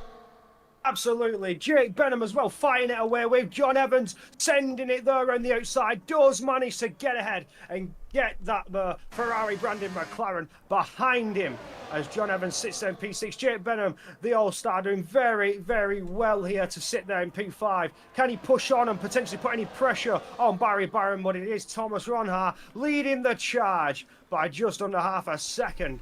But Otis Lawrence and Ismail Fassi certainly going to be under attack from Barry Barrowman. The medium tyres certainly starting to feel that strain now as they burn away lap after lap. Only a couple laps to go. Who is it going to be? Ismail Fassi sending it to the outside line, and Thomas Ronhaar makes it very easy with that DRS. But Thomas Ronhaar will have the DRS once again to take the place back as we come on to the second DRS point. With its second zone, as we mentioned earlier on in qualifying. Normally with 2 DRS zones like this, you get a back-to-back, but they almost get sandwiched in between Otis Lawrence and Ismail Fassi. But it's Thomas Ronhaar looking to prevail and stay out ahead. Well, Ismail Fassi, he's still ever close, almost down that outside line, bunching up. It's both of them, Otis Lawrence and Ismail Fassi, fighting away as we come through turns 13 on turn 14 as well. It's Ismail Fassi currently ahead. It will be Otis Lawrence needing to back out of it, but he doesn't. He still keeps it side by side, corner after corner. Otis Lawrence is not giving this up evermore. He wants that P2. If not, he wants that race victory. But all this fighting has only inevitably let Ronhaar bridge more of a gap, and the victory for Ronhaar is looking ever closer. Yeah, I mean, this is tantalising battling we're seeing. Here's Barry Burman looking to the outside in towards turn number 5 around the outside of the Spanish driver Ismail Fassi. Jake Benham looks to get involved as well. Here is Barry Burman closing to the rear of Otis Lawrence and will make that move for second at the minute. Thomas Ronhaar has been able to get away and almost out of DRS range, but Barry Burman is not going to let the win slip away that easily as Jake Benham and Ismail Fassi still battling it out for P3 at the minute. Looks like Jake Benham is going to come out on top for the time being. Otis Lawrence, here he is on the rear, but Brendan Lee as well. He's like a shadow ninja, that man, because he comes out of nowhere every single time. And into that top 5, he's got a penalty to his name, but don't count out Brendan Lee. Don't count anyone out as they head on to the final lap this time by. Absolutely, you cannot count any driver out at this stage. They're finishing the third sector for the second to last time, and all they need to do now is push all guns blazing as we come round the final corners to start the last lap. Thomas Ronhaar leading the charge. All the pressure is going to be on him as Barry Burman's looking to push in this final lap and potentially take the victory away. But Barry's off. Jake Benham. Whoa, Barry Burman. He gets back on. Barry Burman going off the circuit interesting tactics there at play from Barry. I wonder, was that intentional to gain a little bit more speed on the back of the Dutchman through turn number 5 for the final time? This is crucial to get the better exit as they open up the DRS in the wheel tracks of Thomas Ronhaar, who immediately darts to the inside line, but Barry Burmand will be closing that gap in towards turn number 6. Will he look to the inside line? You bet he will, as contact between the pair of them in towards turn number 6 and 7. Thomas Ronhaar remains in the lead, but the DRS will be enabled for Barry Burmand for the final time in towards turn number 9. He will look towards that outside line on Thomas Ronhaar, blinking red battery for the Ferrari esports driver, who soars around the outside of Thomas Ronhaar. Jake Benham tried to get involved as well, but in towards the final few corners for the final time in this race. Jake Benham still taking the fight to Thomas Ronhaar. Barry Burmand, with everyone in his mirrors, only has 2 more corners to navigate. He's made his debut here this season, here tonight in Abu Dhabi. Thomas Ronhaar will give it one last go around the outside, but it's Barry Burmand to come across the line and take the win here in Abu Dhabi. Thomas Ronhaar in second. With the penalty applied to Jake Benham, it is Ismail Fassi in 3rd position. Jarno Opmeer 4th, ahead of his championship rival Otis Lawrence. John Evans in 6th, 7th for Lee. Benham in 8th. Wow, what a race. Barry Burmand wins it here in Abu Dhabi. That was fantastic final lap of racing. You see all the action, the drivers giving it everything they could. But it is Barry Burmand to beat Thomas Ronhaar to the line, although Ronhaar tried his very best in the final corner. Give it one last effort, one last big lunge to try and take that victory away, but just fell ever short. And it's Barry Burmand to win on his first race of the season. Fantastic. Oh, and we can take a breather. Jarno Opmeer is your driver of the day. But wow, what a race we have just witnessed. Now we get to have a look at the podium celebrations. I'm going to cut it short here, unfortunately. I know we were told to let it play out, but we need to get the results on our screen. But there it is. It is Barry Burmand on the top step here this evening. It's quite funny seeing all of the drivers in the exact same race suit. Thomas Ronhaar in second. 3rd place goes to Ismail Fassi. We'll wait for him to raise the trophy and then we'll skip it and we can get the results on our screens. Barry Burmand takes the win here today. Thomas Ronhaar in second. 3rd is Ismail Fassi. 4th, Jarno Opmeer from 17th on the grid. Otis Lawrence in 5th. 6th for John Evans. 7th, Brendan Lee. 8th is Jake Benham. 9th goes to Lenny Pepinter. Daniel Shelson in 10th rounds out those points paying positions, and unfortunately missing out in 11th it is Istvan Pukki. Joost Noordijk 12th. 13th for Shanika Clay. Will Lewis 14th. 15th for Ika Boehner. Fabrizio Donoso 16th. 17th is Reese Linton, and then DNFing from this Grand Prix is actually Reese Linton in 17th alongside Tom Manley, Joris Krozen, Xander Van Dyken. That will bring us to the end of what was an emphatic and enthralling Abu Dhabi Grand Prix, as we always see. But wow, Corey, welcome to Tier 1, my friend. What a race to set it off. This was my first time ever sitting here and watching the pros go at it. And what a race it was. They have not failed to deliver. But hey, did they ever fail to deliver? Especially at this caliber of drivers. They are fantastic. The tippy top, the professionals that everybody's here to see. And you have your fan base and everybody has the specific driver they root for and support. But my, this was fantastic to see firsthand, live in front of me, and be here in the booth. Beautiful stuff. Absolutely. It was just insane from start to finish, and we really don't expect anything else from these guys. Honestly, it is so fun to watch them week in and week out. I just love it. I look forward every single week to coming here and commentating on WOR PC Tier 1. It was a fantastic race today. I really do hope we can get to talk to our podium finishers in the interview room. I'm not too sure if Barry typically joins. Thomas Ronhaar, be very interesting to talk to him after his first podium of the season. A very dastardly day, you've got to say, last time out in Qatar for him. came up good here in Abu Dhabi, and Ismail Fassi, who started his last season very, very strongly, looking to do the exact same thing this time by, 3 different stories to be had. Fingers crossed, 3 different stories to be told. But Corey, after that one, you've just got to you just got to be enchanted by this grid, surely. Absolutely, you can't not be. These drivers going absolutely toe to toe, giving it everything they've got. They push it to what we don't even understand the limits of the cars to be. The cars are so very fast. These drivers are so very fast, flying around the track. Formula One is the pinnacle of racing, especially in track racing. The cars cannot go any faster. And to see these lap times, to see the pushing from these drivers, the battles, the wheel-to-wheel action, you cannot get any better. It is fantastic. Yeah, and there is a few things to talk about.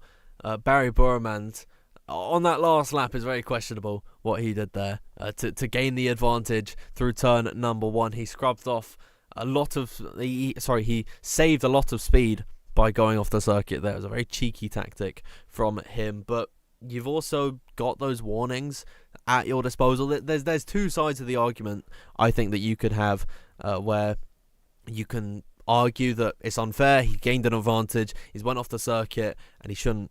He should get penalised for that. But he's also got these warnings at his disposal, and if the game gave him a warning, that might be enough might be enough of punishment for him. So we'll ask him about it when we drag him in, and thankfully we have got both Ismail Fassi and Barry Burman in the interview room. No Thomas Ronhaar at the minute, but we will start off with our 3rd place finisher. First and foremost, Ismail, welcome to the commentary box. Hello again. Hello. So it's been a while. It has been a while. I'm very happy to see you back in here. Truth be told, but heading into this race, it's not been the best start to the season for you. I think you might have missed out last time by. I'm not too sure. I really remember, but you're not in the top 10 in points. Coming into this one, were there any confidence issues there?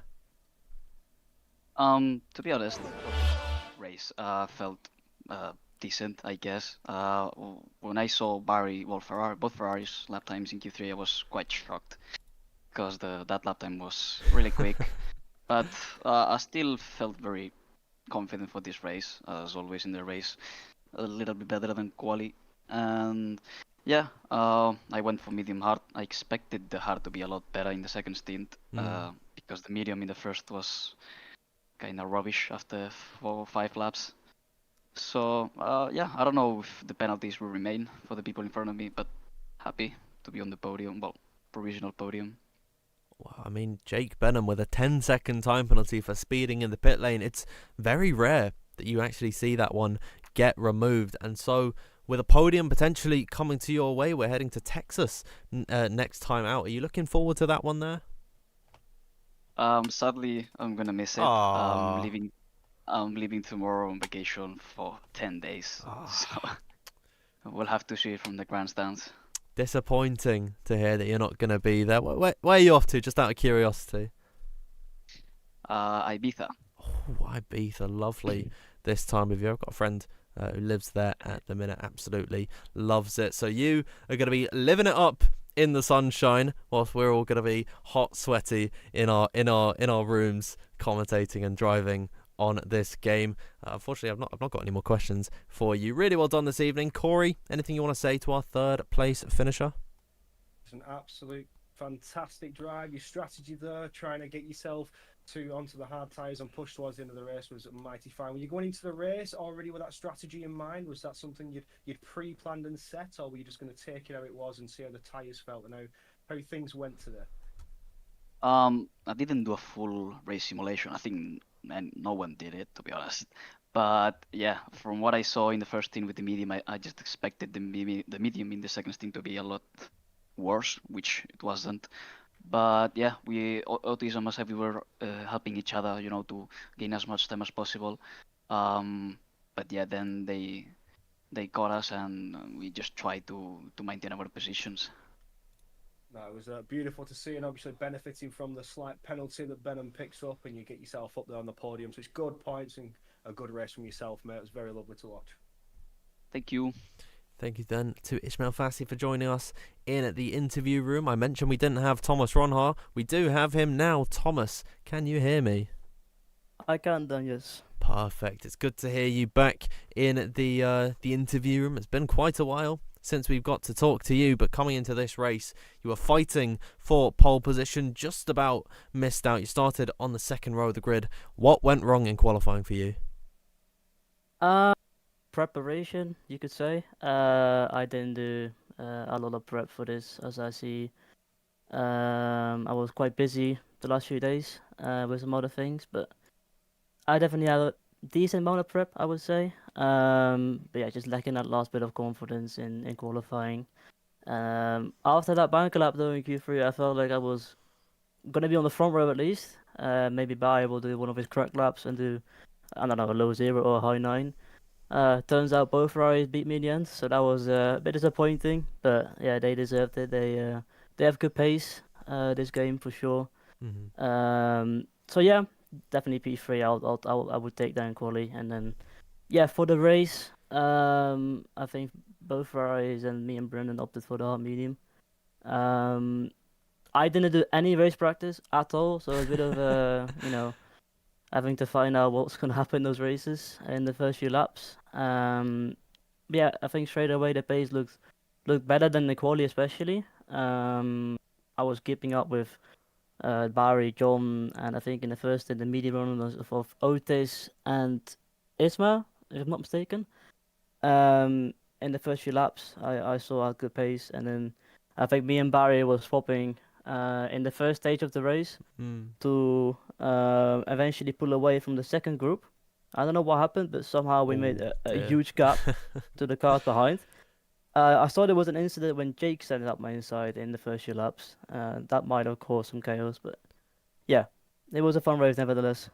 Yeah, absolutely. I mean, what you're talking about with the big gap being formed, there was 3 cars coming together, and it was that awkward situation where there's a big sandwich, and then 2 cars are like pointing towards each other that no one can go anywhere. And so that just caused a whole big rift throughout the entire field. But you're on the podium, your second position here today, heading on to the final lap of the race. We saw Barry Burman going off the circuit in towards turn number 1. Is there anything from your opinion that you thought was maybe going on, or do you think it was an honest mistake from him? I can't lie, I probably would have done the exact same if I was in Barry's position. It's just how it is when you're P2 in Abu Dhabi. If you can, take a warning, if you have 0 warnings or 1 warning, you can afford 1 warning to go off the track and gain an advantage. Of course, you can't go like 100 meter wide, but you definitely can go a few meters wide just to gain that tiny bit of an advantage. I had a slide out of turn 1, so I saw the gap go from 7/10 to like 3/10 to the hairpin, so that wasn't ideal. But then I think I had a pretty good exit towards the back straight. I thought I had another gap to stay ahead, so I stopped using towards the end of the straight, which turned out to be a slight mistake, as barriers ended up my inside. I think it was a fair move. I haven't looked back at it properly, but definitely. Again, I would have done the exact same, just to compromise my line towards the second back straight. And then I didn't expect Jake to be very hold up in towards that left hand in sector 3. But yeah, it was a very fun fight. And who knows, it might be P1. I don't know if there were anything going on that race. I might have either done something I don't even know of. But it was chaotic as always on this game especially. But yeah, I think I enjoyed the race. It was good fun out there. It was a lot of fun to watch. But next time out, we head to Texas. How are you feeling around that circuit? I haven't driven on that track yet this game, so I have absolutely no clue. I think like every track this game, everybody is new to it. It should be, looking at my history, let's say of league racing, it should be a good one.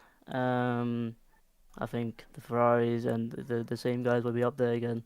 It will be very close in qualifying, like always. And yeah, let's see what happens. Yeah, well, really well done. That's all from me. Corey, anything you want to say to Thomas Ronha here? Yeah, do you have a plan for the season ahead? We know he was not doing too well in terms of points. You don't need to P15 in the standings, but this P2 now sending you barreling up a little bit more, getting those most needed points, much needed points. Do you have any goals going into the next races ahead? Do you see yourself on the top spot evermore? I mean, I want to win every race. That's quite simple. I think every driver has that mentality. I'm sure Barry has the exact same mentality as I have. I want to win every race. So, ideally, I want to win the rest of the races of the season. But of course, that's likely not gonna happen. That's never happened before. So, I'll try my best, like always, and yeah, hopefully I'll be in a good championship fight towards the end of the season. Should be good. Beautiful stuff. There's always something that I like to ask certain drivers as well, especially if you're looking good to push on for some good race finishes. Early stages on, we're only round 3. Do you see anybody to be a rival yet? Somebody to watch out for who could potentially put you under some pressure? The guy sitting in the core is one of them.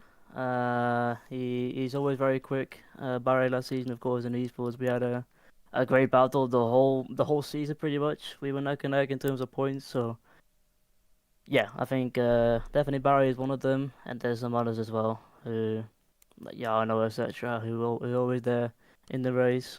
Um, yeah, there's always a few who you need to look out for, especially when you get in the championship fight. But anything can happen this game. This game is extremely chaotic, so you might see some surprising results here and there. But who knows? I might get a new rival that I might not think of I'll be battling with.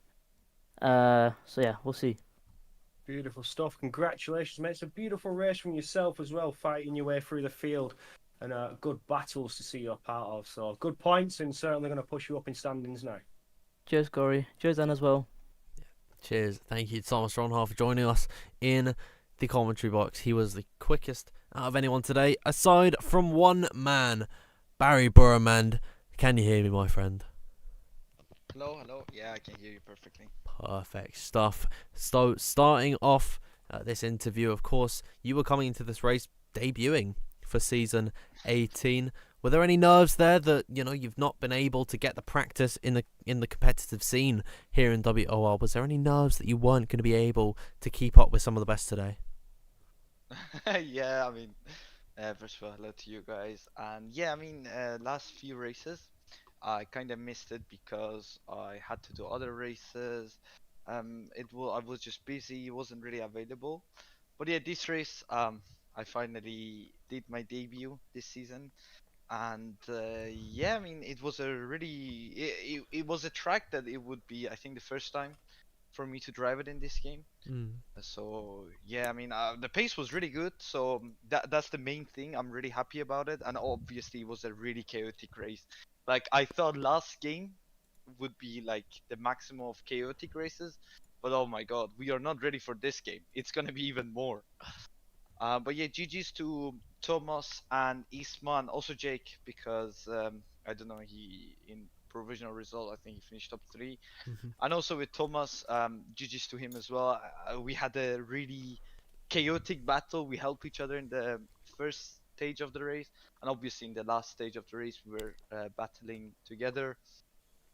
But yeah, super happy to get get P1. But yeah, nothing to say really. Well, it was a fantastic race from yourself, and of course you fought right towards the very end with Thomas Ronhar. He considers you to be one of his rivals heading into this season. If we see you in multiple other races, do you think that the pair of you could potentially, in the last few rounds of the season, be scrapping it out for the championship? To be honest, it's Thomas. I think every race that we're gonna do, that we are participating together, we always gonna be around together, always gonna fight each other, and it's always been a good one with him. So in F1 eSport, in league races, so yeah, I hope definitely he's gonna be one of them. Like that's for sure. Yeah, absolutely. And one more thing from me, the Ferrari sim racing team look very strong heading in to this season. Of course, your teammate Nico, he got a podium in round 1. He finished second behind Jarno Opmeer. And today, Of course, not being a part of Ferrari here in this season, part of the McLaren team, but your teammate in Ferrari, a part of the sim racing team, John Evans. What a race from him. Is there anything you want to say going forward for Ferrari and sort of what you guys are going to be, what we can expect from that team, not just in WOR, but in sim racing very, very soon? I mean, I think GG's to John as well. It was his first race after a while, so, always first races after a really long break. It's a little bit different, a little bit difficult as well, because you're a little bit rusty. But obviously, he did a great lap in quali, and also he's been rapid. So, what can I say? I think he has one of the best raw pace in this game, if not the fastest, maybe. I don't know. I'm not sure because we were practicing together, and he's really quick. Like, he's actually really quick. Super happy for him, to be fair. He's a really nice guy, and we started working together at the start of the game, and now we doing it, and hopefully we can keep the momentum. And when Nico is back also from holiday, we can all three work together and hopefully achieve what we achieved last season. But yeah, hopefully we can continue doing it. Maybe there's a 1, 2, 3 for Ferrari Sim Racing loading very soon here in WOR. I look forward to that day. That's all from me. Thank you so much, Barry, for joining us. Corey, anything you want to say to our race winner here? I just want to congratulate Barry more than most. Not so much any questions. There's not really much to be said. He did get Paul at qualifying, if I'm not mistaken. Is that right? Yeah. Sorry, your son was... You were Paul. You was Paul, correct? Yes. So you've done what every driver wishes to achieve. They take the infamous pole position and then push on to take race victory. So just a huge congratulations to you, mate. You certainly set the pace today and showed everybody what you were capable of. And in your first race this season, certainly a good way to get going. So I hope to see you again in future races and the impact that you can have on this season as we head into the next race of Texas. But I hope to see you there. I'll be watching whether I'm in the comms booth or not, and we can only hope that you put on the fight once again and take another victory. And for Ferrari esports team, it's looking certainly very, very strong. Thank you so much. Yeah, I think I will miss. Yeah, I'm sure I will miss next race because I won't be home. But yeah, I will look forward to do more races in WR, and hopefully I can win more races as well. Absolutely fantastic. A great victory for yourself, and in the first race in WOR, it must be an amazing feeling, don't you think? Yeah, amazing. Hopefully we will continue this momentum and win even more. Fantastic. Congratulations, mate.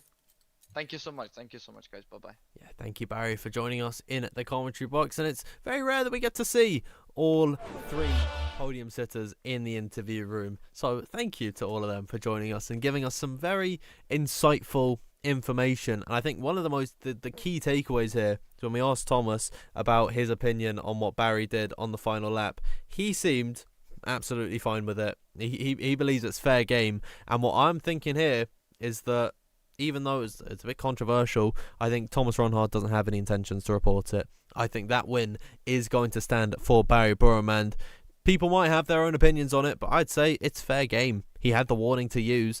You know, you're allowed to get the warnings. It was a little bit cheeky of him to do, but you know what? All is fair, and even if it's at the cost of getting my prediction wrong, I think Barry Burham, through and through, very deserving of that win. Absolutely, I got to agree with you on that, Dan. But it comes down to when you say the tactical warning is what I would call it. You choose to take that warning on track. You know you might have maybe 2 in the bank before you get slapped with 3 seconds, and that one last-ditch effort to just... It's a warning. You know it's not going to penalise you too much, but Thomas Ronhart again says... He's not too bothered by it. He would do it himself, given the opportunity. Of course, every driver looks for that gaining edge on the rivals ahead. Anything they can do to take a race victory, that's safely, of course, that's within laws, within regulations, they will try and do it. So stay tuned for what's next. Absolutely, we are heading to the Circuit of the Americas next time out in Texas. A fantastic race, lots of places to battle side by side. It should be a very, very fun one. But we will leave you here tonight with Barry Burham being your race winner. Thank you everyone for tuning in here this evening. If you want to subscribe to the WOR YouTube channel. Make sure you hit that red button beneath the stream and like it as well. And if you want to follow us on our social medias, it is at WOR League on X, and then World Online Racing F1 on TikTok. If you want to follow myself, it is Danfield F1 _. And if you want to follow Corey, it is Corey Adam Brooks. Our handles and WOR's handles above and beneath us there. So please do check us all out. But thank you very much once again for tuning in. We will see you next time out at the Circuit of the Americas. But for now, it is thank you and good night.